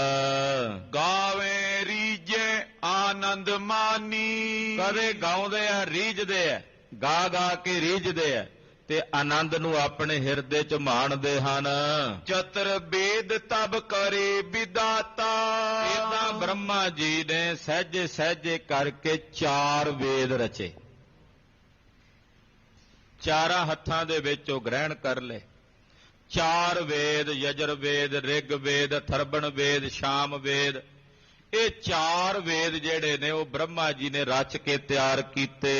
ਜੋ ਜਗ ਵਿਖੇ ਅਹੀਂ ਬਖਿਆਤਾ, ਜਿਹੜੇ ਉਹ 4 ਵੇਦ ਨੇ ਇਸ ਜਗਤ ਵਿੱਚ ਵਿਖਿਆਤ ਨੇ, ਪ੍ਰਗਟ ਨੇ। ਮਹਾਰਾਜ ਜੀ ਨੇ ਬਚਨ ਗੁਰਬਾਣੀ ਵਿੱਚ ਫਰਮਾਏ ਆ 4 ਵੇਦਾਂ ਦੇ ਸੰਬੰਧ 'ਚ। ਰਿਗ ਕਹਿਆ ਰਹਿਆ ਭਰਪੂਰ, ਸਾਮ ਕਹੈ ਸੇਤੰਬਰ ਸੁਆਮੀ। ਤੋ ਅਥਰਵਣ ਵੇਦ ਦਾ ਜ਼ਿਕਰ ਪਾਤਸ਼ਾਹ। ਤੋ ਇਹ 4 ਵੇਦ ਜਿਹੜੇ ਇਸ ਸਾਰੇ ਜਗਤ ਦੇ ਵਿੱਚ ਪ੍ਰਗਟ ਨੇ, ਵਿਦਤ ਨੇ। ਤਿਨੇ ਬਿਲੋਕਤ ਰਿਖੀ ਪ੍ਰਬੀਨੇ, ਉਹਨਾਂ 4 ਵੇਦਾਂ ਨੂੰ ਫਿਰ ਅੱਗੇ ਵੇਖਿਆ ਰਿਸ਼ੀਆਂ ਨੇ। ਰਿਸ਼ੀ ਕਿਹੜੇ? ਗੌਤਮ ਜੀ ਵਰਗਿਆਂ ਨੇ। ਗੌਤਮ ਰਿਸ਼ੀ ਜੀ ਵਰਗਿਆਂ ਨੇ ਉਹਨਾਂ 4 ਵੇਦਾਂ ਨੂੰ ਫਿਰ ਅੱਗੋਂ ਵੇਖਿਆ। ਸਿਮਰਤ ਸ਼ਾਸਤਰ ਬਹੁ ਰਚ ਦੀਨੇ, ਉਹਨਾਂ 4 ਵੇਦਾਂ ਤੋਂ ਫਿਰ ਸਿਮਰਤੀਆਂ ਰਚੀਆਂ। ਜਿਹੜੇ ਸਿਮਰਤੀਆਂ ਨੇ 27 ਸਿਮਰਤੀਆਂ ਤੇ ਜਿਹੜੇ 6 ਸ਼ਾਸਤਰ ਨੇ, ਇਹ 4 ਵੇਦਾਂ ਵਿੱਚੋਂ ਹੀ ਨਿਕਲੇ ਆ। ਵੇਦਾਂ ਵਿੱਚੋਂ ਹੀ ਕੁਝ ਸ਼ਲੋਕ ਲਏ, ਉਹਨਾਂ ਸ਼ਲੋਕਾਂ ਮੁਤਾਬਕ ਰਿਸ਼ੀਆਂ ਨੇ ਸਿਧਾਂਤ ਬਣਾ ਲਿਆ। ਇੱਕ ਨੇ ਸਾਂਖ ਸ਼ਾਸਤਰ ਦੀ ਰਚਨਾ ਕਰ ਦਿੱਤੀ, ਇੱਕ ਨੇ ਨਿਆਏ ਦੀ, ਇੱਕ ਨੇ ਵਿਦਾਂਤ ਦੀ, ਇੱਕ ਨੇ ਯੋਗ ਦੀ, ਇੱਕ ਦਾ ਇਸੇ ਤਰ੍ਹਾਂ ਮੀਮਾਂਸਾ ਆਦਿਕ। ਇਹ ਸ਼ਾਸਤਰ ਜਿਹੜੇ ਨੇ ਸਾਰੇ ਫਿਰ 6 ਦੇ 6 ਸ਼ਾਸਤਰ ਉੱਥੋਂ ਰਚੇ ਗਏ। ਫਿਰ ਸਿਮਰਤੀਆਂ ਰਚੀਆਂ ਗਈਆਂ। ਦੋਹਰਾ ਚਤਰ ਵੇਦ ਅਸ ਕਰ ਬਹੁਰ, ਔਰ ਮੈਂ ਕੀਨ ਵਿਚਾਰ। ਜਦੋਂ ਬ੍ਰਹਮਾ ਜੀ ਨੇ 4 ਵੇਦ ਰਚ ਦਿੱਤੇ, 4 ਵੇਦਾਂ ਨੂੰ ਰਚਣ ਤੋਂ ਬਾਅਦ ਆਪਣੇ ਮਨ ਵਿੱਚ ਬ੍ਰਹਮਾ ਜੀ ਨੇ ਵਿਚਾਰ ਕੀਤੀ। ਕਿਸ ਤੇ ਮੈਂ ਉਤਪਤ ਪਇਓ, ਕੋ ਉਪਜਾਵਨ ਹਾਰ। ਸੋਚਦੇ ਨੇ ਆਪਣੇ ਮਨ ਹੀ ਮਨ, ਮੈਂ ਕਿੱਥੋਂ ਪੈਦਾ ਹੋਇਆ, ਮੇਰੀ ਉਤਪਤੀ ਕਿੱਥੋਂ ਹੋਈ। ਆਪਣੇ ਬਾਰੇ ਵਿਚਾਰ ਕਰਨ ਲੱਗੇ। ਮੇਰੀ ਉਤਪਤੀ ਉਹ ਕਿਵੇਂ ਹੋਈ, ਕੌਣ ਮੈਨੂੰ ਪੈਦਾ ਕਰਨ ਵਾਲਾ ਹੈ, ਮੈਂ ਕਿੱਥੋਂ ਉਤਪੰਨ ਹੋਇਆ ਹਾਂ। ਇਹ ਵਿਚਾਰ ਮਨ ਦੇ ਵਿੱਚ ਬ੍ਰਹਮਾ ਜੀ ਦੇ ਚੱਲ ਪਈ। ਜੋ ਪਈ ਕਰੀ ਦ੍ਰਿਸ਼ਟ ਸਾ ਦੇਖੀ ਦਿਸ਼ ਚਾਰਾ। ਮਨ 'ਚ ਸੋਚ ਕੇ ਅੱਖਾਂ ਖੋਲੀਆਂ ਤੇ 4 ਪਾਸੇ ਨਿਗਾਹ ਮਾਰ ਕੇ ਵੇਖਣ ਲੱਗੇ ਵੀ ਕੌਣ ਆ ਦੂਜਾ ਮੇਰੇ ਤੋਂ ਇਲਾਵਾ, ਜਿਹਨੇ ਮੈਨੂੰ ਸਿਰਜਿਆ, ਮੈਨੂੰ ਬਣਾਇਆ, ਮੈਂ ਕਿੱਥੋਂ ਉਤਪੰਨ ਹੋਇਆ। ਇਹ ਜਾਣਨ ਵਾਸਤੇ ਬ੍ਰਹਮਾ ਜੀ ਨੇ ਆਪਣੇ ਨੇਤਰ ਖੋਲੇ ਤੇ 4 ਪਾਸੇ ਵੇਖਿਆ। ਜੈ ਤੈ ਜਲ ਅਪਰੇ ਅਪਾਰਾ, ਵੇਖਿਆ ਤੇ 4 ਪਾਸੇ ਜਲ ਹੀ ਜਲ ਹੈ, ਜਲ ਹੀ ਜਲ ਹੈ, ਹੋਰ ਕੁਝ ਨਜ਼ਰ ਹੀ ਨਹੀਂ ਆਉਂਦਾ। ਕਹਿ ਮੈਂ ਹੋ ਕਹਿ ਜਲ ਹੈ ਦੂਜੋ, ਕਹਿੰਦੇ ਇੱਕ ਮੈਂ ਹਾਂ, ਦੂਜਾ ਜਲ ਹੈ, ਤੀਜੀ ਤਾਂ ਸ਼ੈ ਹੀ ਕੋਈ ਨਹੀਂ ਕੋਈ। ਇੱਕ ਮੈਂ ਹਾਂ, ਦੂਸਰਾ ਜਲ ਹੈ। ਔਰ ਨ ਕਹਿ ਤਲ ਦੀਸਤ ਤੀਜੋ, ਤੀਜੀ ਕੋਈ ਜਗ੍ਹਾ, ਤੀਜਾ ਕੋਈ ਹੋਰ ਪਦਾਰਥ ਇੱਥੇ ਨਜ਼ਰ ਨਹੀਂ ਪਿਆ ਆਉਂਦਾ। ਉਪਜਿਓ ਗਰਭ ਨਾ ਮੋਹ ਬਿਨਿਆਨਾ, ਮਨ 'ਚ ਹੰਕਾਰ ਪੈਦਾ ਹੋ ਗਿਆ ਕਿ ਮੇਰੇ ਤੋਂ ਬਿਨਾਂ ਕੋਈ ਹੋਰ ਹੈ ਹੀ ਨਹੀਂ, ਬਸ ਮੈਂ ਹੀ ਮੈਂ ਹਾਂ। ਇਹ ਹੰਕਾਰ ਬ੍ਰਹਮਾ ਜੀ ਦੇ ਹਿਰਦੇ 'ਚ ਉਤਪੰਨ ਹੋ ਗਿਆ। ਮੈਂ ਹੀ ਮੈਂ ਹਾਂ, ਮੇਰੇ ਤੋਂ ਇਲਾਵਾ ਤਾਂ ਕੁਝ ਹੋਰ ਹੈ ਹੀ ਨਹੀਂ। ਇਹ ਪਾਣੀ ਆ ਜਾਂ ਮੈਂ ਹਾਂ, ਤੀਜੀ ਤਾਂ ਕੋਈ ਸ਼ੈ ਹੀ ਕੋਈ ਨਹੀਂ। ਇਹ ਹੰਕਾਰ ਜਿਸ ਵੇਲੇ ਬ੍ਰਹਮਾ ਜੀ ਦੇ ਹਿਰਦੇ ਵਿੱਚ ਹੋਇਆ ਤਾਂ ਉਧਰੋਂ ਨਿਰੰਕਾਰ ਦੇ ਘਰ 'ਚੋਂ ਆਵਾਜ਼ ਆਈ, ਬ੍ਰਹਮਾ ਜੀ ਤੂੰ ਇਸ ਕਮਲ ਦੀ ਨਾਲੀ ਤੋਂ, ਇਸ ਕਮਲ ਦੇ ਫੁੱਲ ਤੋਂ ਪੈਦਾ ਹੋਇਆ। ਵੇਖ ਕੇ ਬ੍ਰਹਮਾ ਜੀ ਚਕਰਤ ਹੋਏ, ਛੋਟਾ ਜਿਹਾ ਫੁੱਲ, ਮੈਂ ਏਡਾ ਵੱਡਾ, ਮੇਰਾ ਏਡਾ ਵੱਡਾ ਆਕਾਰ ਇਸ ਛੋਟੇ ਜਿਹੇ ਫੁੱਲ ਚੋਂ ਕਿਵੇਂ ਹੋ ਸਕਦਾ। ਸੰਸਾਗ੍ਰਸਤ ਨੇ। ਉਹ ਕਥਾ ਆਪ ਦੀ ਅਗਲੇ ਪ੍ਰਸੰਗਾਂ 'ਚ ਸਰਵਣ ਕਰੋਗੇ। ਗੁਰੂ ਪਾਤਸ਼ਾਹ ਦੀ ਪਾਵਨ ਬਾਣੀ ਦੀ ਕਥਾ ਕਥਨ ਕਰਦਿਆਂ, ਗੁਰੂ ਪਾਤਸ਼ਾਹ ਦੇ ਇਤਿਹਾਸ ਦੀ ਕਥਾ ਕਥਨ ਕਰਦਿਆਂ ਹੋਈਆਂ ਭੁੱਲਾਂ ਚੁੱਕਾਂ ਦੀ ਖਿਮਾ ਕਰਨੀ। ਵਾਹਿਗੁਰੂ ਵਾਹਿਗੁਰੂ